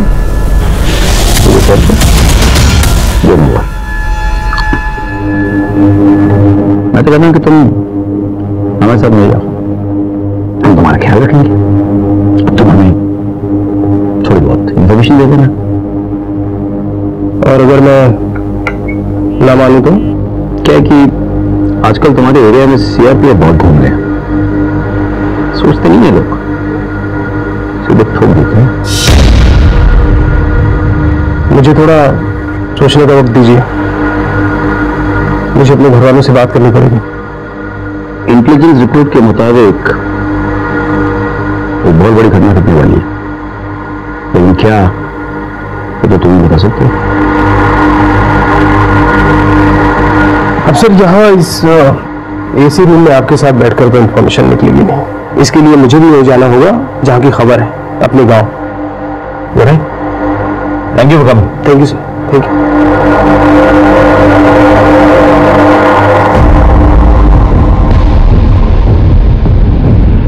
क्या मैं आप पे यकीन कर सकता हूँ? हमारा यकीन ना तोड़ो तो बिल्कुल कर सकते हो।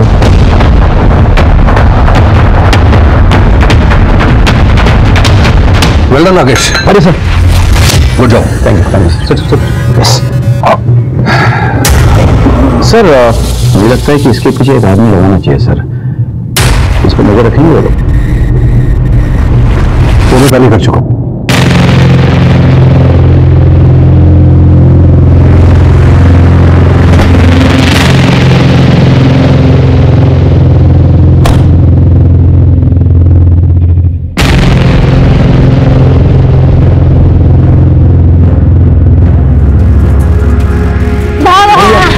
कैसे है तुम?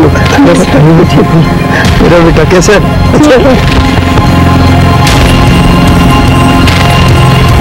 तुम आ गए?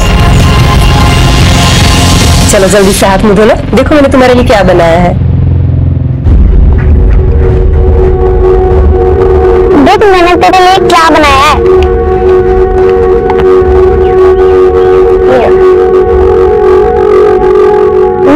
मजा आ गया। मेरी पत्नी तो बहुत अच्छी है।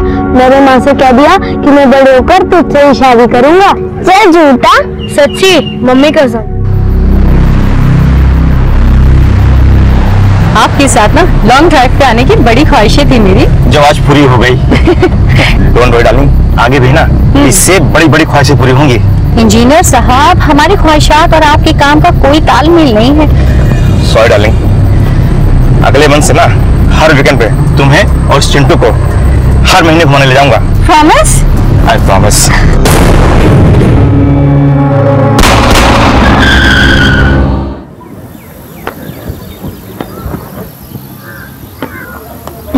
नाइस। अरे वाह, तेरा रिफ्लेक्स एक्शन तो बहुत अच्छा हो गया है? चलिए, बहुत हो गया गेम। अच्छा। आइए जूस पी लीजिए।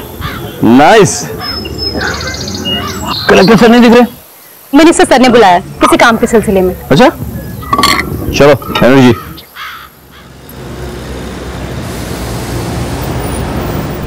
विद्रोही के खिलाफ मारे गए हमारे पुलिस और सीआरपीएफ जवानों के लिए हमने एक शहीद स्मारक बनाया है और मैं चाहता हूं उसकी इनॉग्रेशन सीएम साहब करें। So very good. Not really, आपको तो पता है वो एम्स में एडमिट है, ऑपरेशन होना है उनका, 1 महीने के पहले फ्री नहीं हो पाएंगे। सर आई एम सॉरी, लेकिन हमें डिले नहीं करना चाहिए। लेकिन सीएम साहब के बगैर कैसा होगा? सर आई अंडरस्टैंड, दरअसल विद्रोहियों का हौसला बहुत बढ़ गया है सर। इस इनोवेशन से हम बहुत स्ट्रांग मैसेज दे सकते हैं कि कुछ भी हो जाए हमारे जवानों का हौसला हमेशा बुलंद रहेगा। अदरवाइज सर वही अखबारबाजी शुरू हो जाएगी, हमारे पड़े खराब हो रहा है, प्रशासन सरकार सो रही है और विद्रोही ऐश कर रहे हैं। तो ठीक है, एक डेट फाइनल करते हैं। मैं 28 मई को जगदलपुर जाऊंगा। आज 25 है। Manage the media and make it big. I got it sir. इन क्यों नहीं? रास्ता खतरनाक है सर। मैं डिस्ट्रिक्ट कलेक्टर हूं और आपकी वजह से मेरी सिक्योरिटी में कोई कमी नहीं है। I manage sir, don't worry. अच्छी 28 मई। Okay, take care.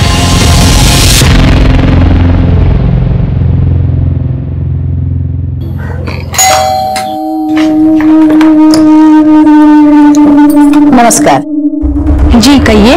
हम जनगणना विभाग से आए हैं। इस घर में कौन कौन रहता है, कौन क्या करता है और इस घर का मुखिया कौन है, ये सब जानने के लिए। आइए ना, आइए।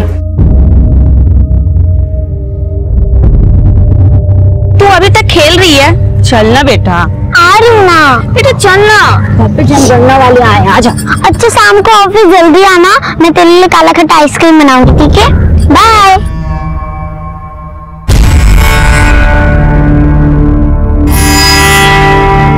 आ गया तू? हाँ, वो पिंकी की माँ उसे ले गई। माँ, मेरी पिंकी के साथ अभी शादी करा दे, मुझे उसके साथ रहना है। पर उसके लिए तुम्हें बहुत बड़ा होना होगा ना। बड़ा बनने के लिए क्या करना पड़ेगा? दूध पीना पड़ेगा। मैं सारा दूध पी के जल्दी से बड़ा हो जाऊंगा और पिंकी के साथ शादी करूंगा। ठीक है, मैं अभी दूध लेके आई, ठीक है?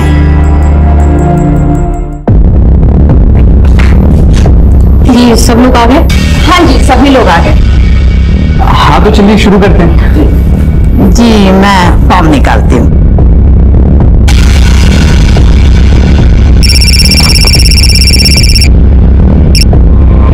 हेलो साहब, मैं आपको सब कुछ बताने के लिए तैयार हूँ, लेकिन मुझे लगता है कि मेरे आदमियों को मुझ पर शक हो गया है कि मैं आपसे मिला हुआ हूँ।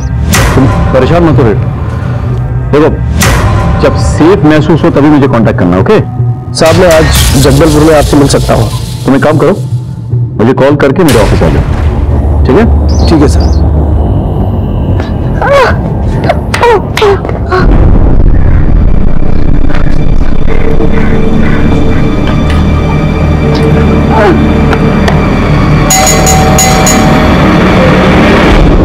पिंकी, बाहर निकलना।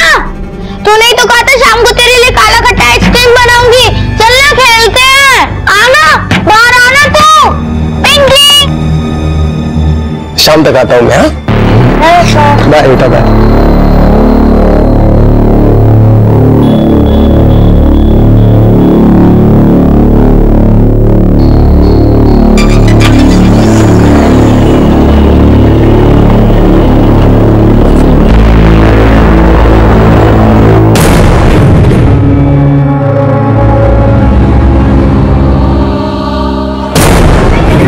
वो निकल गया है मास्टर। अच्छा है, मिशन शुरू। Level 1 starts now.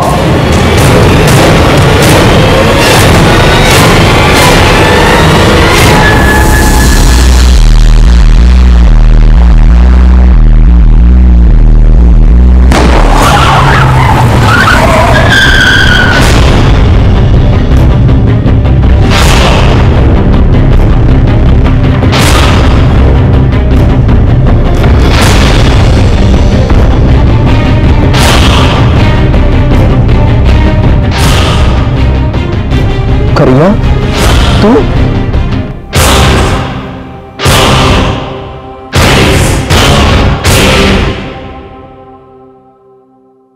अरे सुनिए, ये अपना इनहेलर तो रख लीजिए। अरे मैं हमेशा नहीं थोड़ा जा रहा हूँ, शाम के अभी तक आ जाऊंगा। और वैसे भी राजीव वाला यहाँ से 15-20 किलोमीटर दूर है बस। फोन रख लीजिए ना, रास्ते में बहुत धूल होगी, आपको अस्थमा का अटैक आ गया तो। Okay okay okay. अच्छा मिठू है तो उसको बोलना कि पापा जब वापस आएंगे ना तो दो हाथ करेंगे। पता है, एसपी सर भी उसकी बहुत तारीफ कर रहे थे, बोल रहे थे बहुत अच्छा खेलने लगी है। बेटी किसकी है? वैसे मैडम, मैं आपकी इंफॉर्मेशन के लिए आपको बता दूं कि आपका पति अस्थमा का पेशेंट बनने से पहले यूनिवर्सिटी में बैडमिंटन का चैंपियन था और आज भी बहुत जान है। ऐसे नहीं बोलते, नजर लग जाएगी। तुम ऐसे कह रही हो? हाँ मैं कह रही हूँ, अब जल्दी जाओ, जल्दी आओ। Okay bye bye.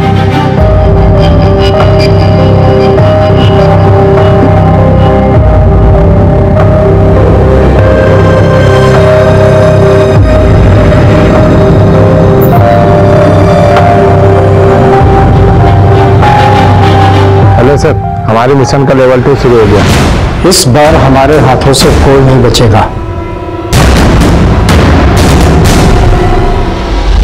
लोमड़ी कितना भी चालाक हो जाए, शेर का शिकार नहीं कर पाती।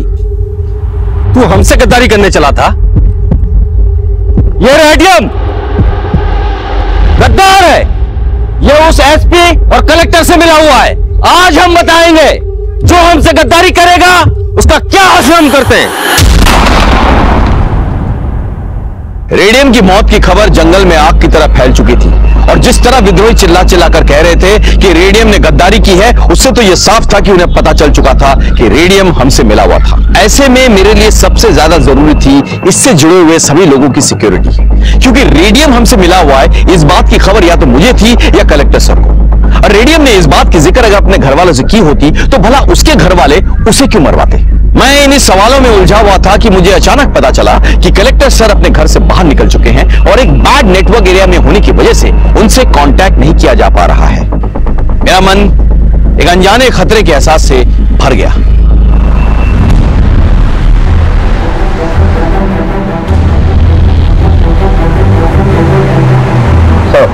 सीआरपीएफ कैंप यहाँ से 3 किलोमीटर दूर है। हमारा गांव में जाना खतरे से खाली नहीं होगा। और अपनी योजनाओं के बारे में गांव वालों को बताना बहुत जरूरी है, नहीं तो उनको लगेगा कि हम और हमारी सरकार कुछ करने देंगे।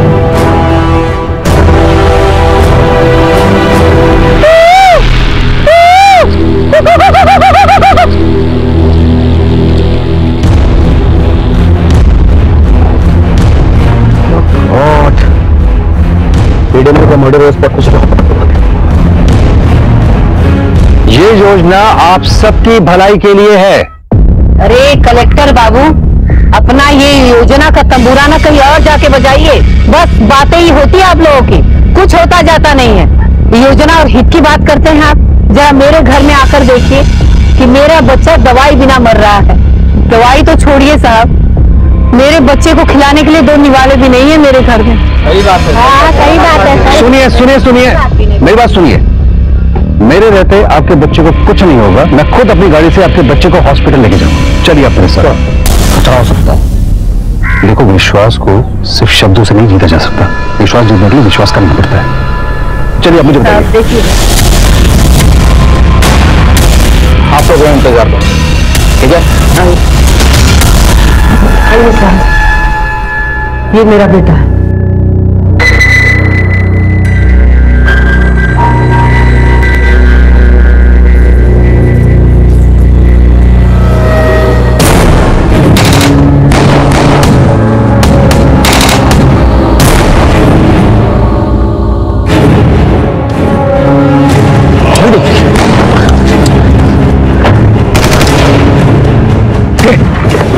जल्दी निकलो।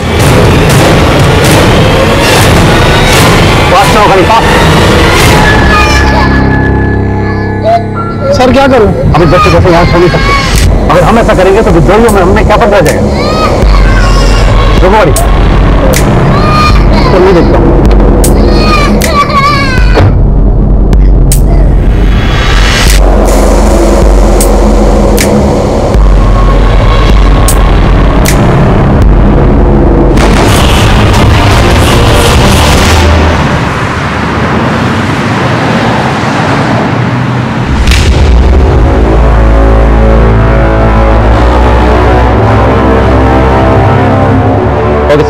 राजदीप सर सुनो, कलेक्टर सर का किडनैपिंग हो गया। हाँ, मैं वहां जा रहा हूँ, तुम रेडियम के गांव में जाओ। Okay, best of luck. Thank you sir. चलिए। अभी अभी एक ब्रेकिंग न्यूज आई है। रायपुर के कलेक्टर प्रकाश अमीन को विद्रोहियों ने अगवा कर लिया है। कितनी अच्छी खबर सुनाई सर आपने। जी सर, मैं सारी व्यवस्था कर देता हूँ। मिशन जिंदाबाद सर।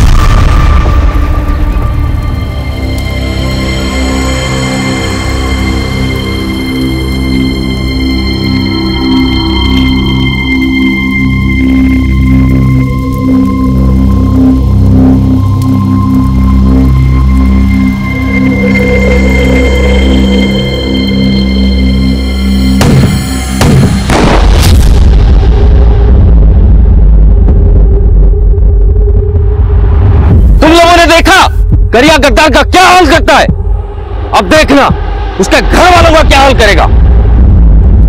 भैया जल्दी चलो, पुलिस आ रही है, उठाओ इन सबको। हेलो,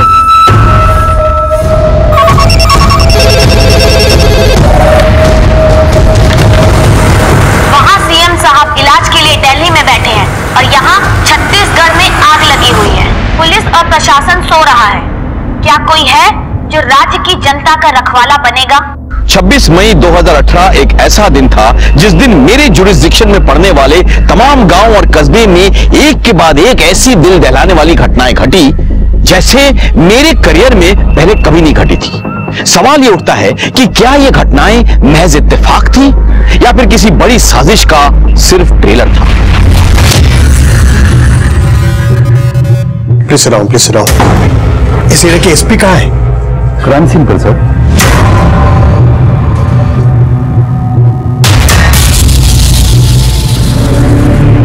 कितने लोग थे? 3-4 लोग थे साहब। 3-4 लोग थे। अब किस तरफ गए? इस तरफ गए साहब। कलेक्टर साहब को लेके गए इस तरफ? पैदल? नहीं साहब, छोटी गाड़ी लेके आए थे। तुमने नंबर तो नहीं देखा होगा? नंबर याद है मुझे साहब। नंबर नोट कर।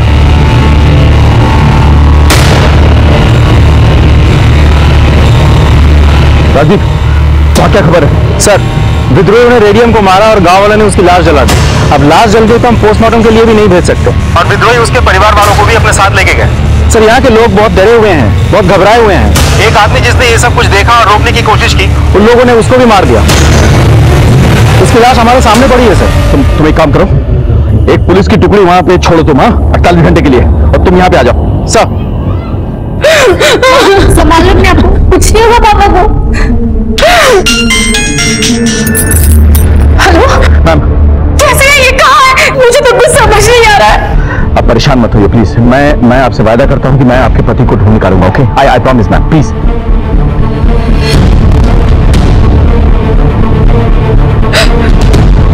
चलो।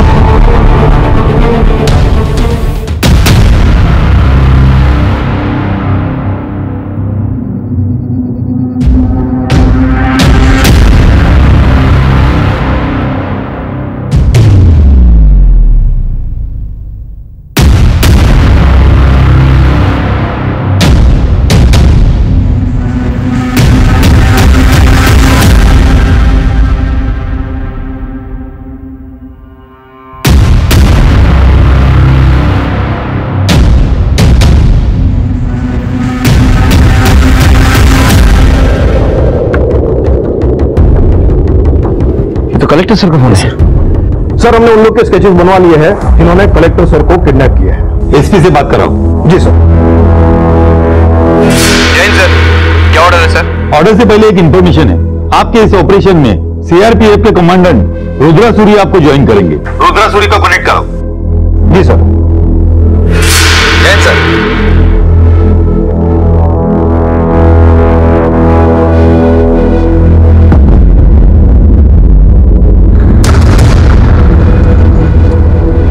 किसे फोन लगा रहे हो तुम? पिंकी को भी तो वो लोग बाहर गए होंगे, लेकिन मैंने देखा उसकी माँ तो घर में ही है। अगर पिंकी घर पर होती तो तुम्हारे साथ खेलने नहीं आती? वो तो तुम्हारी पक्की दोस्त है ना? एकदम पक्की। तो फिर चलो, जाओ पकड़ो, जाओ। आगे की ब्रीफिंग हमारे ऑफिसर्स करेंगे। Officer, come on. जी सर। सर हमने चश्मदीदों की मदद से और शूट किए गए वीडियो के आधार से कुछ स्केचेस बनवाए हैं। यह है करिया जिसने रेडियम को मारा। यह है झुमकी, करिया की वाइफ। ये दोनों बेहद ही खतरनाक विद्रोही है और इनको खाली हाथों से हराना नामुमकिन है, क्योंकि ज्यादातर ये सारे हथियार चलाना बेहद अच्छी तरह से जानते हैं। और ये है बिरसा, ये इन सब में सबसे खतरनाक विद्रोही है जिसने हमारे कलेक्टर साहब को किडनैप किया है। इन सबका और एक साथी है जोगी। इनके कुछ फोटोग्राफ्स हमारे पास है जिसको मैं आपके साथ शेयर कर रहा हूं। गांव में किसी ने कुछ बोला? मतलब विद्रोह के ठिकाने के बारे में कुछ पता चला? सर को कहाँ लेके गए, इसके बारे में कोई डिटेल विटेल? नहीं सर, इनके खिलाफ किसी भी गांव में कोई कुछ नहीं बोलता है। माना जाता है कि रेडियम इनका बेहद करीबी था और रेडियम ने इनको ट्रेन किया था और रेडियम ने ही उसके बॉस मास्टर से इन सबको मिलवाया था। लगता है अब ये मास्टर के साथ मिलके रेडियम और उसके फैमिली से दुश्मनी कर रहे हैं। और एक बात है, ये जो उसका मास्टर है ये इन सबका सरगना है और कहा जाता है कि पिछले 15 साल में किसी को भी इसकी तस्वीर नहीं मिली। यहाँ के लोगों का कहना है कि ये एक आम आदमी की जिंदगी गुजार रहे हैं। हो सकता है कि ये किसान हो सकता है कि मजदूर हो सकता है कि ये सरकारी कर्मचारी हो या तो फिर टीचर, लेकिन अब तक किसी को कुछ भी पता नहीं है। रेडियम इनका राइट हैंड हुआ करता था और आज ये इनका किलर है। That's it sir. So what do you propose? Combing operation sir. With due respect sir, I don't agree sir. I cannot agree sir. एक के बाद एक इतनी बड़ी हादसाएं हो रही है sir, and they are all connected sir, they are all connected। ये तीनों रेडियम के अंदर काम करते थे सर, और जितना मैंने विद्रोहियों को ऑब्जर्व किया है, स्टडी किया है सर, ये लोग अपने लॉयल्टी इतने जल्दी शिफ्ट नहीं करते सर। मुझे लग रहा है सर कि ये कोई साजिश है सर, बड़ी साजिश है sir. It could be a trap sir. Why should we walk into it? और अगर कॉम्बिंग ऑपरेशन हम करने वाले हैं तो वो भी एक्सपेक्ट कर रहे होंगे ना सर। लेकिन उसके बगैर हम लोग कलेक्टर साहब को बचाएंगे कैसे? ये छत्तीसगढ़ पुलिस और सीआरपीएफ की जॉइंट ऑपरेशन ही होगा। I am ordering combing operation. Right sir. Jain sir. Jain sir. Sir, आप अभी तक काम कर रहे हैं, घर नहीं जाना क्या?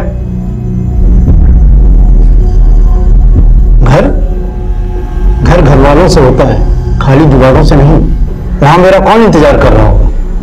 मेरा तो सब कुछ ये स्कूल और मेरे छात्र हैं।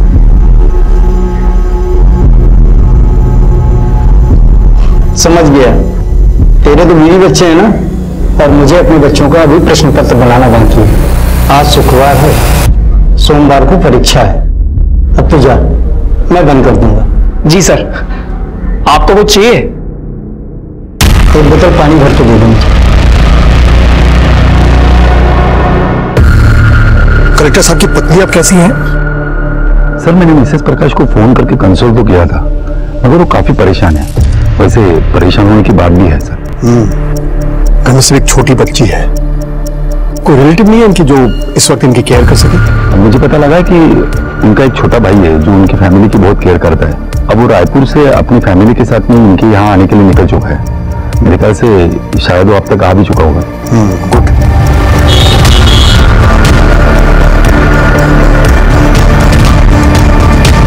आप कौन? जो मैं डीन साहब का साला हूँ, मुझे डी से मिलना है। ओके सर, एक मिनट आइए।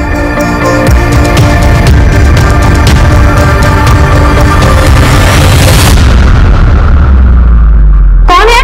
मैडम आप सबको मिलने के लिए आए हैं। नमस्ते दी, मैं विजय, साथ में मेरी फैमिली भी। भेज दो।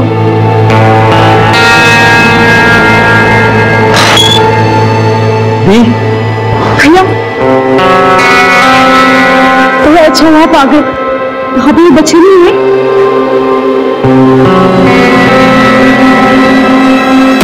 बस अब मैं नहीं चलूंगा। और ऐसा है कलेक्टर, चुपचाप चल। वैसे भी ना तू बहुत लंबी दूरी चल रही है, चुपचाप चल। ये तो साल है, गोली मार दूंगा यहीं पे ही। गोली मारनी होती ना तो वही मारते, यहाँ तो जिंदा नहीं ले गया था तुम। शाबाश। अरे बाबू तू तो बड़ा चालाक है। तो इतना बेवकूफी क्यों कर रहा है? चल चल। तुमको अंदाज है तुम किससे बात कर रहे हो? तुम्हारी टोली का चंगू मंगू नहीं, मैं यहाँ का डिस्ट्रिक्ट कलेक्टर हूँ। अगर मुझे कुछ हो गया ना, तुम में से कोई भी जिंदा नहीं बचेगा।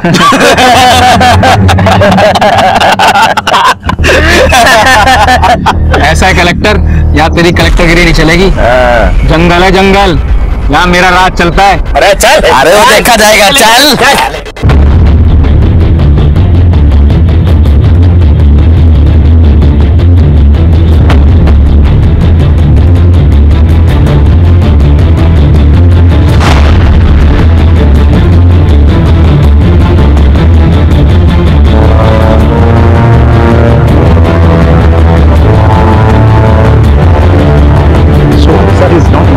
ये एरिया बहुत बड़ा है, कॉम्बिंग ऑपरेशन में कम से कम 3 दिन लग जाएंगे। 3 दिन? साहब, we don't have that much time. मैं जानता था कोई हमें उलझा रहा है, कोई हमें घुमा रहा है। You said that this is possible. Come on यार, मैंने बिल्कुल नहीं कहा था कि हो नहीं सकता ये। मैंने कहा मैं और नहीं चलूंगा।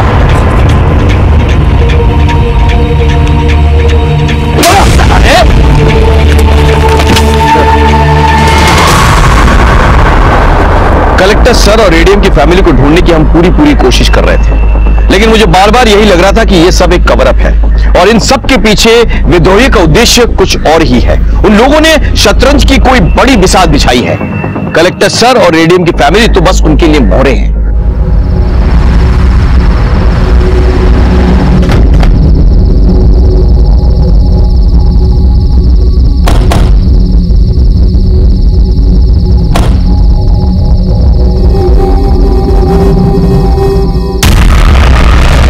खुश रहो।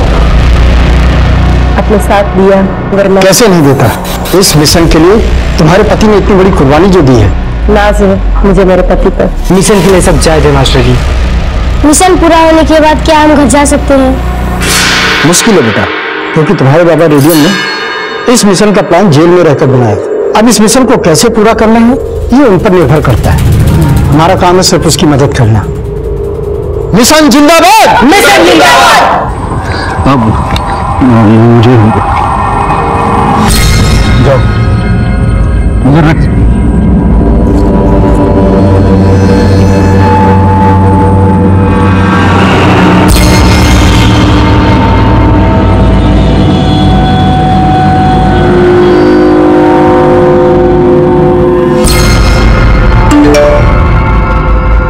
तुम लोगों की रहने की व्यवस्था इस गांव में की गई है। धन्यवाद मास्टर जी। खुश रहो।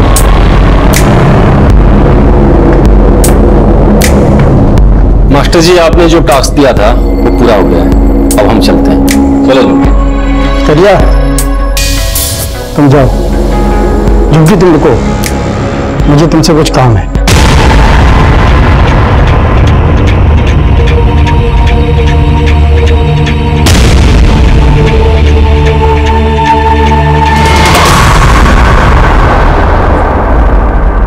इससे विद्रोही होने का क्या फायदा जब मैं खुद अपनी बीवी की रक्षा नहीं कर सकता? लानत है ऐसे बंदूक उठाने पे।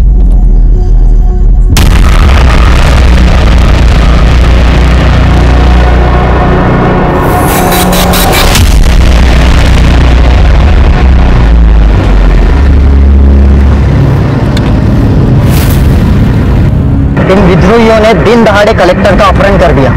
ये लोग यहीं कहीं जंगल में छुपे होंगे। ये लोग कितनी हिम्मत!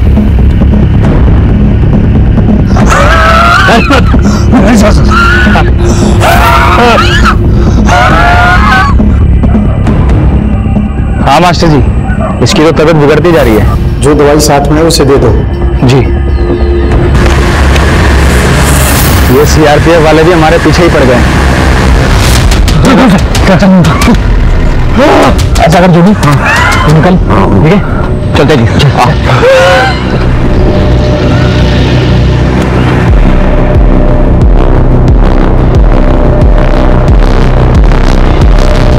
साहब, वो कलेक्टर साहब ना इस रास्ते में लेके गए। इधर से ले लो गाड़ी। रुको रुको रुको, ये लोग उधर से क्यों भाग रहे हैं? कुछ तो गड़बड़ है। बहुत अच्छा किया मास्टर जी। इसकी तो हालत और बिगड़ती जा रही है। इसकी तीमारदार के लिए किसी को भेजो ना। काम हो गया।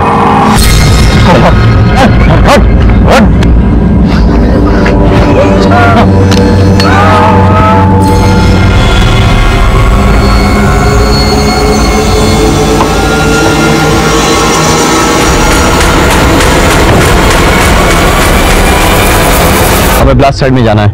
आप हमें रोक क्यों रहे हैं? ये मेरे ऑर्डर्स हैं। मैं किसी भी सिविलियन को ब्लास्ट साइट पे आने की परमिशन नहीं दे सकता। ये एरिया मेरे जुरिस्डिक्शन में है। मुझे यहाँ आने के लिए आपके परमिशन की जरूरत नहीं है। To hell with you and your jurisdiction. मेरे 5 जवान मारे गए यहाँ पर और 2 घायल हैं। मेरे भी कलेक्टर जो है उनके कब्जे में है। अब जानते हैं, मेरे फीमेल सरपंच के पूरे परिवार को अगवा कर लिया गया है। मेरा इन्फॉर्मर मारा गया है। इस जुरिडिक्शन के लाखों लोगों की सिक्योरिटी खतरे में है। जिस देश के लिए आप काम करते हैं उस देश के लिए मैं भी काम करता हूं। ठीक है, आप आइए। आप लोग आइए।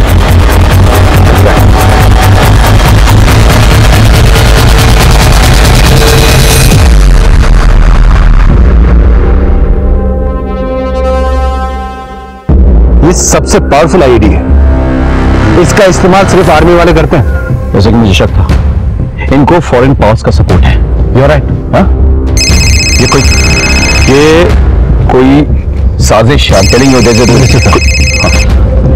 जैन साहब, जो कुछ भी हुआ उसके लिए हमें बहुत खेद है। मेरे सोल रेस्ट इन पीस। लेकिन सर मेरा ये मानना है कि हम इन शहीदों को तभी सही मायने में श्रद्धांजलि दे पाएंगे जब हम इन विद्रोहियों को और इनके साथियों को अपनी हिरासत में ले ले। सर मुझे लगता है सर एक कोमिंग ऑपरेशन से कुछ हासिल नहीं होने वाला सर। हमें गांव-गांव जाकर गांव वालों की मदद लेनी होगी सर इंफॉर्मेशन के लिए। मेरे पास इन्फॉर्मर्स की टीम है सर, हम उन्हें टैप कर सकते हैं। लेकिन आप लोग कोमिंग ऑपरेशन क्यों रोकना चाहते हैं? आपने अभी क्या कहा? आईडी का इस्तेमाल हुआ है जो सिर्फ आर्मी यूज करती है, यानी फॉरेन पावर्स का सपोर्ट है। आपको क्या लगता है कि ये फॉरेन पावर सिर्फ एक कलेक्टर या एक महिला सरपंच को अगवा करके खुश रहेंगे? It's a bigger conspiracy, try and understand. This combing operation is a sheer waste of time।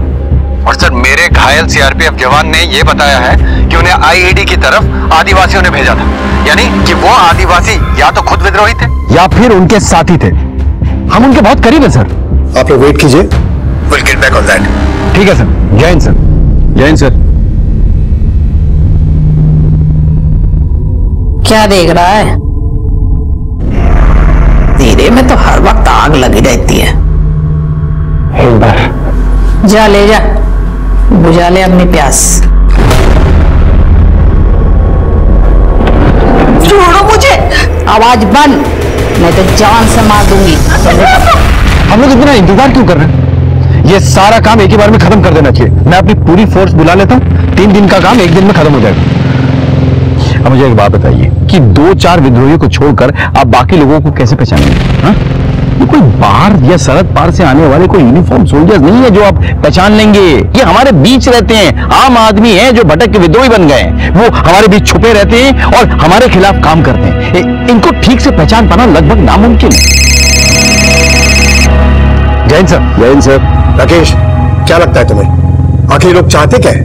यही तो मैं भी सोच रहा हूँ सर। उन्होंने हमारे कुछ जवान और एक आम आदमी को मारा है सर, और बाकी लोगों को अगवा कर लिया सर। अब ये सारे के सारे हाई वैल्यू टारगेट्स हैं जिन्हें वो ज्यादा दिन तक नहीं रख सकते, लेकिन उनकी तरफ से कोई फिरौती नहीं आई है सर। वो कुछ भी कंडीशन रख सकते थे लेकिन वो चुप बैठे हैं। और जो बात मुझे ज्यादा खटक रही है कि उन्होंने फॉरेन मेड आईडी का इस्तेमाल कैसे किया सर? तुम्हारे हिसाब से क्या करना चाहिए? सर मैं चाहता हूं कि हम और सीआरपीएफ की कंबाइंड टीम काम करे सर। हम लोग पैदल जाएं, अपने इन्फॉर्मर्स की मदद से कार्यवाही करें। ठीक है, आप लोग अपनी कार्यवाही कीजिए। सर हमें एक ड्रोन की टीम मिल जाती तो बहुत अच्छा होता। That can be arranged. Wonderful. जय हिंद सर। जय हिंद सर।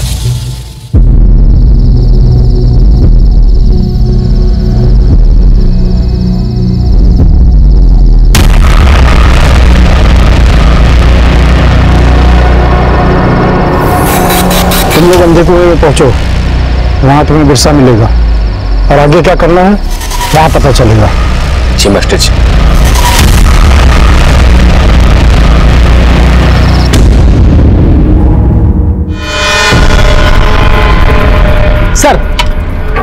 सर इतनी बड़ी घटना हो चुकी है, पूरा शहर डरा हुआ है और अभी तक कुछ नहीं किया जा सका है। सर पूरा प्रशासन में पुलिस सो रही है। सर जवाब दीजिए सर। Sorry, no comments.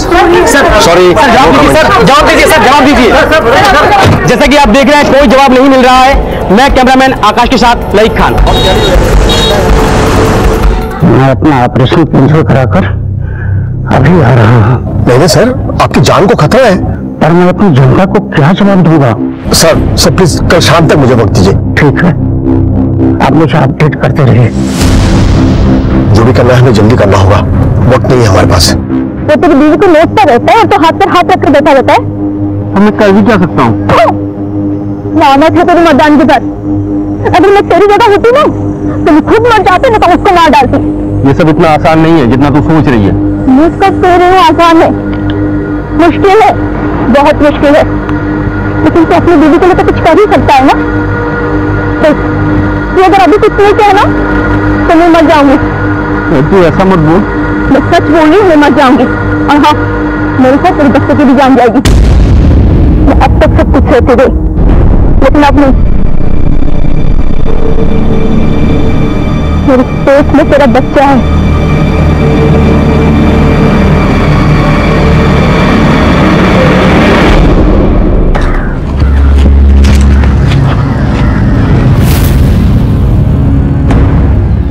लगता है वो लोग यहाँ से निकल गए। कहाँ गए होंगे? हाँ? और घने जंगलों में। चल तुम दोनों जाओ और अंडरग्राउंड रहना। जगदलपुर चलते हैं, तब तक पुलिस वालों का ध्यान गांव की तरफ है ना, हम शहर की तरफ निकल जाएंगे बहुत दूर। ठीक है, चलो।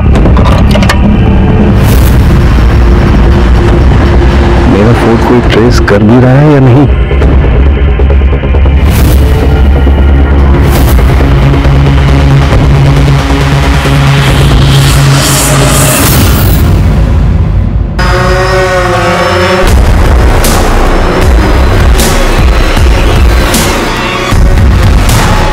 थोड़ा ऊपर जाओ।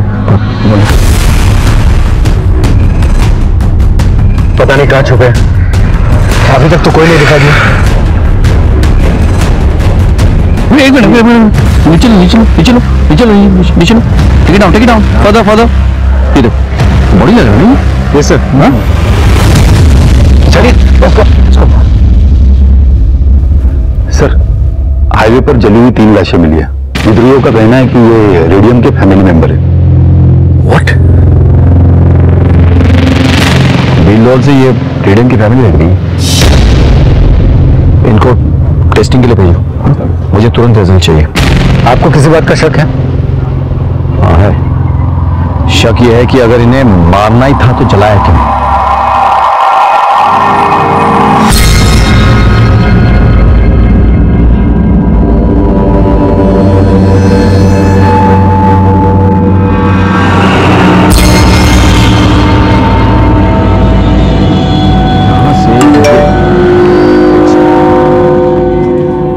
माय गॉड, ये तो कलेक्टर सर का मैसेज है।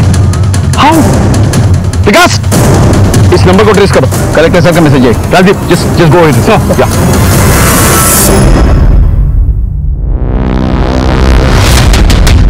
चीते के साथ ना चूहे बिल्ली का खेल नहीं खेलते कलेक्टर।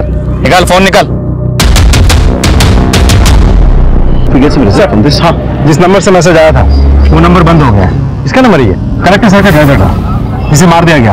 और सर हमारे पास ये भी खबर है कि विद्रोही ने एक कपल को मारा और उनकी गाड़ी में कलेक्टर साहब को लेकर फरार हो गए। सर वो वही आखिरी बार जगदलपुर के पास के ही गांव में एक्टिव था। जगदलपुर के पास मतलब शहर के करीब? बट इट्स हैपनिंग, उनकी गाड़ी शहर की तरफ जा रही है और हम लोग जंगल के अंदर घुसते जा रहे हैं। क्या गेम खेल रहे हैं लोग हमारे साथ? It's getting very confusing. I suggest कि आप लोग शहर की तरफ जाएं, गांव और जंगल का मोर्चा हम संभाल लेंगे। अरे रॉबी, बाहर गई है वो लोग। नहीं माँ, वो अंदर ही है। अरे देख, ये दूध पड़ा है, अखबार पड़ी है, ताला भी लगा है ना।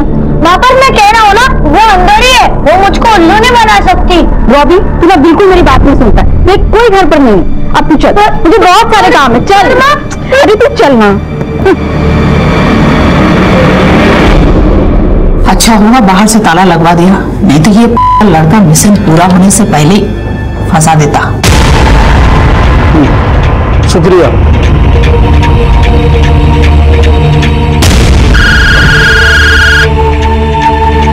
हाँ मास्टर साहब। बिरसा, कलेक्टर साहब की एक उंगली में शादी की अंगूठी है।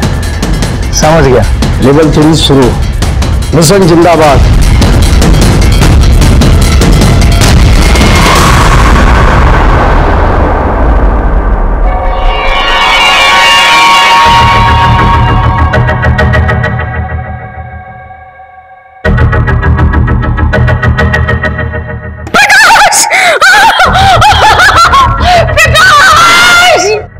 सर विद्रोहियों ने कलेक्टर साहब की उंगली काट कर भेजी। व्हाट? गॉड, उनकी पत्नी सदमे से बेहोश हो गई और अब तक सदमे में है। शाम को 5 बजे शहीद स्मारक का लोकार्पण है। उसके बाद करीब 4 बजे मैं कलेक्टर साहब के घर जाना चाहूंगा उनकी पत्नी से मिलने। सर क्या ऐसे में लोकार्पण करना सही होगा? सीएम साहब का फोन आया था। उनका कहना है कि अगर हम लोग लोकार्पण नहीं किए तो विद्रोहियों को लगेगा कि हम लोग डर गए हैं। उनसे निपटने के लिए हमें अग्रेसिव होना ही होगा, वरना वो हम पर हावी हो जाएंगे। इनफैक्ट उनका तो सजेशन है कि मैं इस लोकार्पण समारोह में कलेक्टर साहब की पत्नी को भी साथ ले जाऊं। तो कुछ मिनिस्टर्स के ये स्ट्रांगली मानना है कि इससे पब्लिक पर एक स्ट्रांग असर पड़ेगा कि कलेक्टर साहब की पत्नी, जिनके पति खुद किडनैप है, वो सरकार और प्रशासन के साथ खड़ी होकर इस शहीद स्मारक को लोकार्पण कर रही है। इनफैक्ट अगर उनकी बेटी भी साथ आ जाए तो हम एक बहुत स्ट्रांग मैसेज दे पाएंगे। ठीक है सर, मैं एसपी राकेश से कहता हूँ कि उनसे जाके मिले और उन्हें लोकार्पण में आने के लिए कन्विंस करें। वैसे भी वो उनके फैमिली फ्रेंड्स हैं। हमें पब्लिक को हिम्मत देनी है और शायद उनकी हिम्मत से हमारी भी हिम्मत बढ़ जाए। Yes sir. ठीक है सर, मैं मिसेस कलेक्टर से जाके डायरेक्टली मिलता हूं सर। डोंट वरी, मैं उनको पूरी कोशिश करूंगा कन्विंस करने के लिए। जी सर।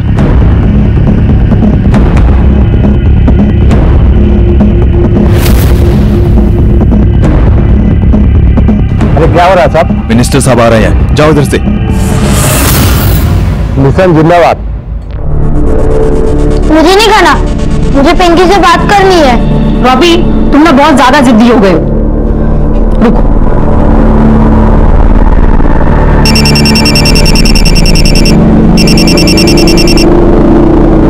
हेलो गीतिका, कहाँ हो तुम लोग? एकदम अचानक से कहाँ चले गए? सब ठीक तो है ना?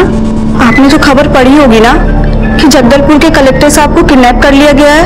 हाँ, तो वो हमारे पति की जीजा जी हैं। हम लोग जगदलपुर आए हुए हैं, यहाँ सब बहुत परेशान हैं। हम आपसे बाद में बात करते हैं। माफ करना, मैं समझ सकती हूँ। मिट्टू, कैसे हो बेटा? अच्छा सुनो, मुझे तुम्हारे घर आना है, तुम्हारी माँ से बात करनी है, जरूरी बात है। माँ घर पे है ना? जी अंकल। ओके मिट्टू, बाय।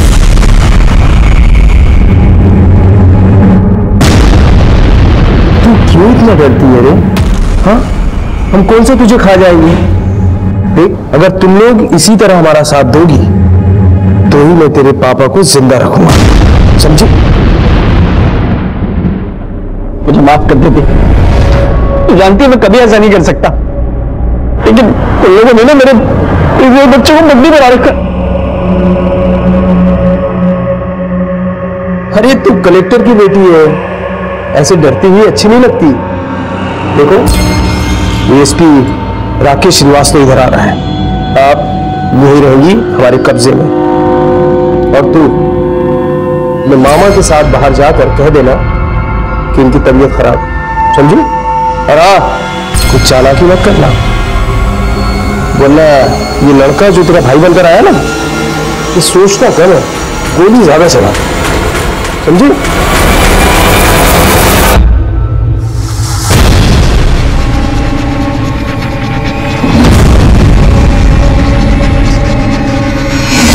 फाइनल लेवल मिशन जिंदाबाद।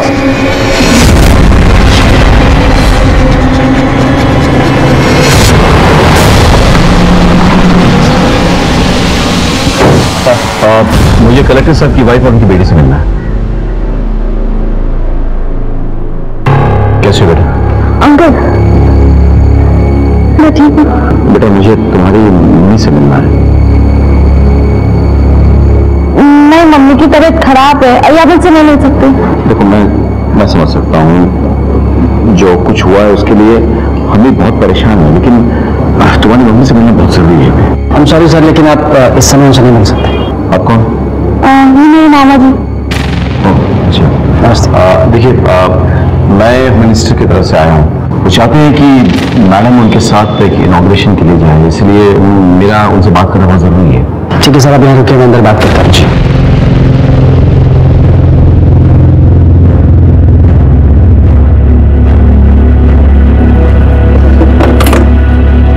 सर, अभी चालाकी करने की कोशिश की ना तो तुझे, तेरी बेटी, तेरे भाई और इस एसपी को यही जान से मार दूंगा, समझी?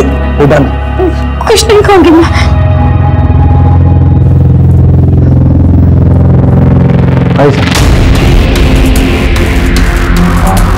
सर, ये मेरी वाइफ है गीतिका और ये मेरा बेटा है।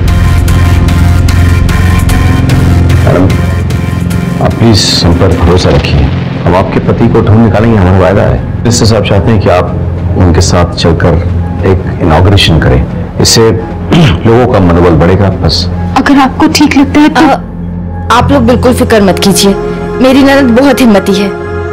आपकी दवा का समय हो गया है।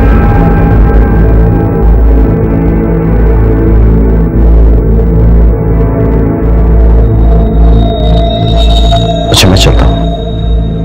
बेटे बाय अंकल। ठीक है रवि सर।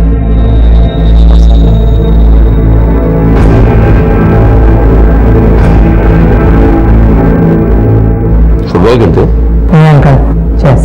इस बार अंडर 17 में रायपुर डिस्ट्रिक्ट को रिप्रेजेंट करेंगे।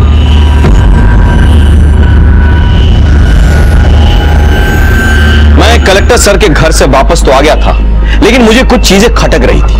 कलेक्टर सर के रिश्तेदारों का अपीयरेंस और एटीट्यूड मुझे कुछ ठीक नहीं लग रहा था। हो सकता है कि वो लोग वो नहीं थे जो वो दिखाने की कोशिश कर रहे थे। कुछ तो था जो मेरी आंखों के सामने था, लेकिन मुझे नजर नहीं आ रहा था। हम सॉरी सर, लेकिन आप इस समय हमसे नहीं मिल सकते। सर ये मेरी वाइफ है गीतिका, और ये मेरा बेटा है।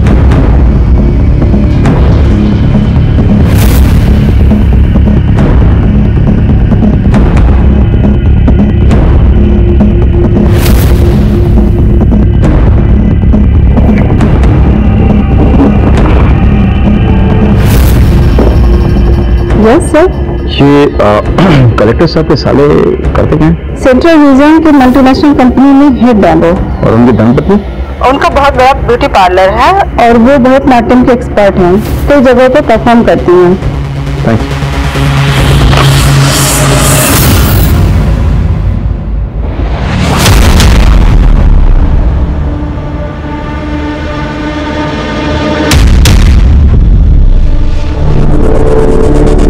रॉबी, तुम यहाँ मुंह फुला के बैठे हो? अरे वहाँ पापा ने तुम्हारी फेवरेट सुपर हीरो वाली मूवी की टिकट बुक कराई है। चलो जल्दी तैयार हो जाओ।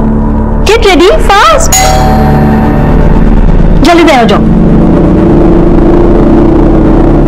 क्या आप अपने पड़ोसी विजय और उसकी फैमिली के बारे में जानते हैं? जी बहुत अच्छी तरह से। उनकी जो बेटी है ना पिंकी, वो मेरे बेटे की बहुत अच्छी दोस्त है। तो आप ये बता सकते हैं कि अभी वो कहाँ होंगे? हाँ, मेरी बात हुई थी फोन पे गीतिका से। वो बता रही थी कि वो जगदलपुर में है। वहाँ के जो कलेक्टर है ना, वो विजय जी के जीजा जी हैं, तो वो उन्हीं के घर गए हुए हैं। मैं 10 मिनट में वहां पहुंच जाऊंगा। चलो।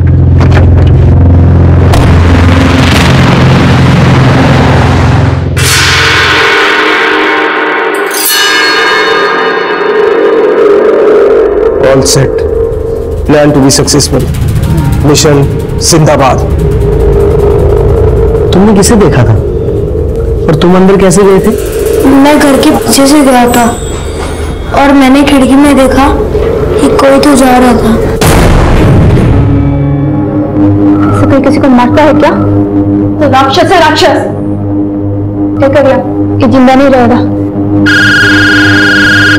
मास्टर का फोन है। बिरसा जी। कलेक्टर को मारकर अंडरग्राउंड हो जाओ, उसका काम खत्म। और कड़िया और झुमकी से भी कह दो वो दोनों भी अंडरग्राउंड हो जाए।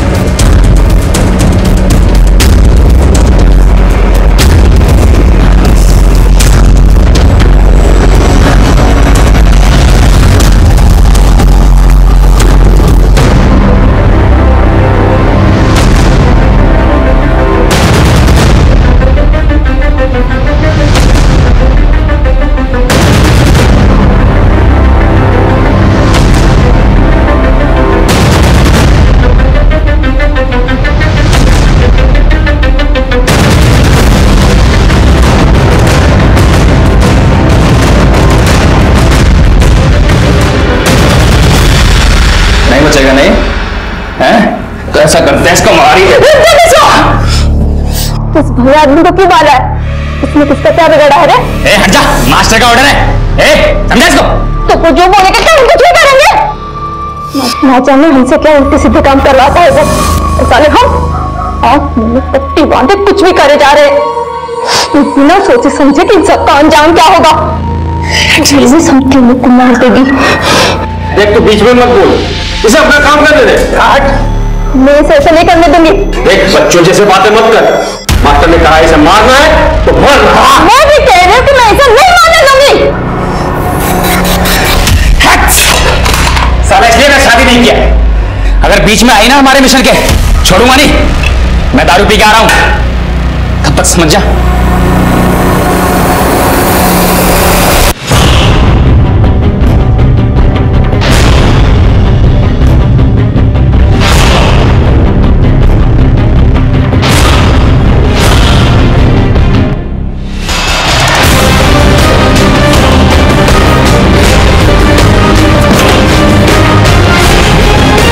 समझा लिया? समझा इसको? कुत्ता पाले लेकिन ऐसी जिद ना पाले, हैं? निशान जिंदाबाद। कहने के आसपास गोली चली है, आवाज लगता है उस दिशा से आई है। चलो आगे की पुलिस टीम को इन्फॉर्म करो।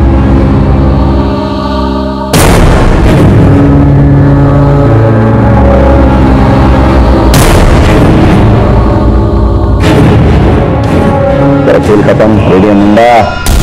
अब देखता हूँ लगाओ सबूतों के बिना तो कैसे रिहा होता है। ले चलो इसे।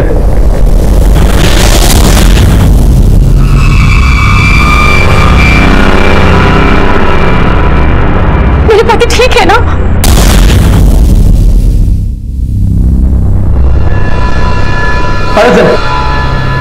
Don't arrest them. मेरी जान उनकी वजह से बची है। Don't arrest them.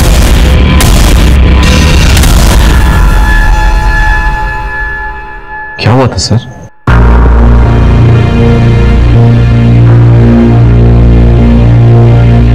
देख समझ, मैं जानबूझकर शहर की तरफ आया हूं ताकि हम पकड़े जाएं और जल्द से जल्द इस झंझट से छुटकारा मिले। कैसे मिलेगा? बेशा तो हमारे साथ रहेगा ना? कुछ नहीं हो सकता।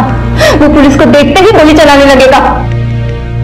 देख कर लो, मुझे मेरी मौत का डर नहीं है, लेकिन जो बच्चा है ना, इसकी क्या करती हो? इसने तब तक दुनिया भी नहीं देखा है। मुझे नहीं लगता कि दुनिया देख भी पाएगी। तो तू बता, तू ही बता मैं क्या करूं? पुलिस का आगे सरेंडर कर देते हैं। और फिर ऐसे करने देगा? और तुमने सरेंडर कर भी दिया तो क्या होगा? बोलो, हम दोनों को हमेशा हमेशा क्लियर कर देंगे। हमारा बच्चा जेल में पैदा होगा तो वही जिंदगी भर सड़ता रहेगा। मुझे अच्छा लगे। अगर तुम दोनों चाहो तो मैं तुम दोनों की मदद कर सकता हूँ। हाँ, मैं जैसा कहूँ तुम अगर वैसा करो तो मैं तुम दोनों को और तुम्हारे बच्चे तुम सबको बचा लूंगा।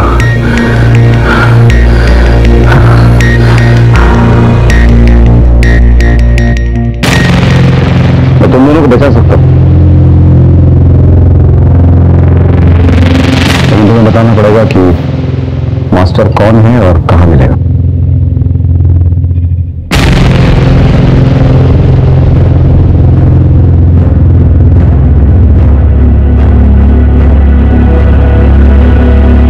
सर, आपसे कोई मिलने आया है। कौन?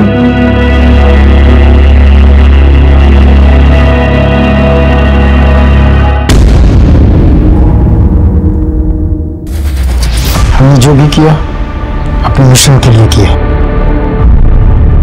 तुम लोगों से हमारी कोई दुश्मनी नहीं, हमें चाहिए मिनिस्टर।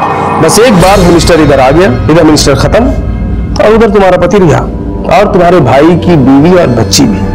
पकड़े जाने का कोई गम नहीं है हमें। शेर का जिगर रखते हैं, शेर का।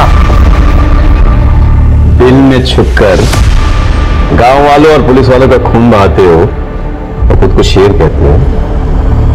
असली शेर तो वो पुलिस वाले और सीआरपीएफ वाले हैं जो बिहार में रहकर गांव वालों की सुरक्षा करते हैं, जो दिन रात जान हथेली पे लेकर तैनात रहते हैं।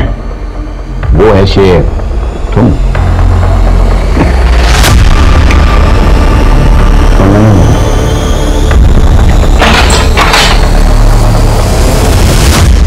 Thanks to both of you. आप दोनों ने मेरी फैमिली को बचाया। And officers, Congratulations on your success. Sir joint operation का सक्सेस होना ही था। What's the commandant? विद्रोहियों ने हमें उलझाने की कोशिश की थी, लेकिन हम उन्हें पकड़ने में कामयाब हो गए थे। अगर इन सब में हमसे जरा सी भी चूक हो जाती तो मिनिस्टर सर की जान जा सकती थी। रेडियम ने पुलिस और प्रशासन की आंखों में धूल झोंकी थी।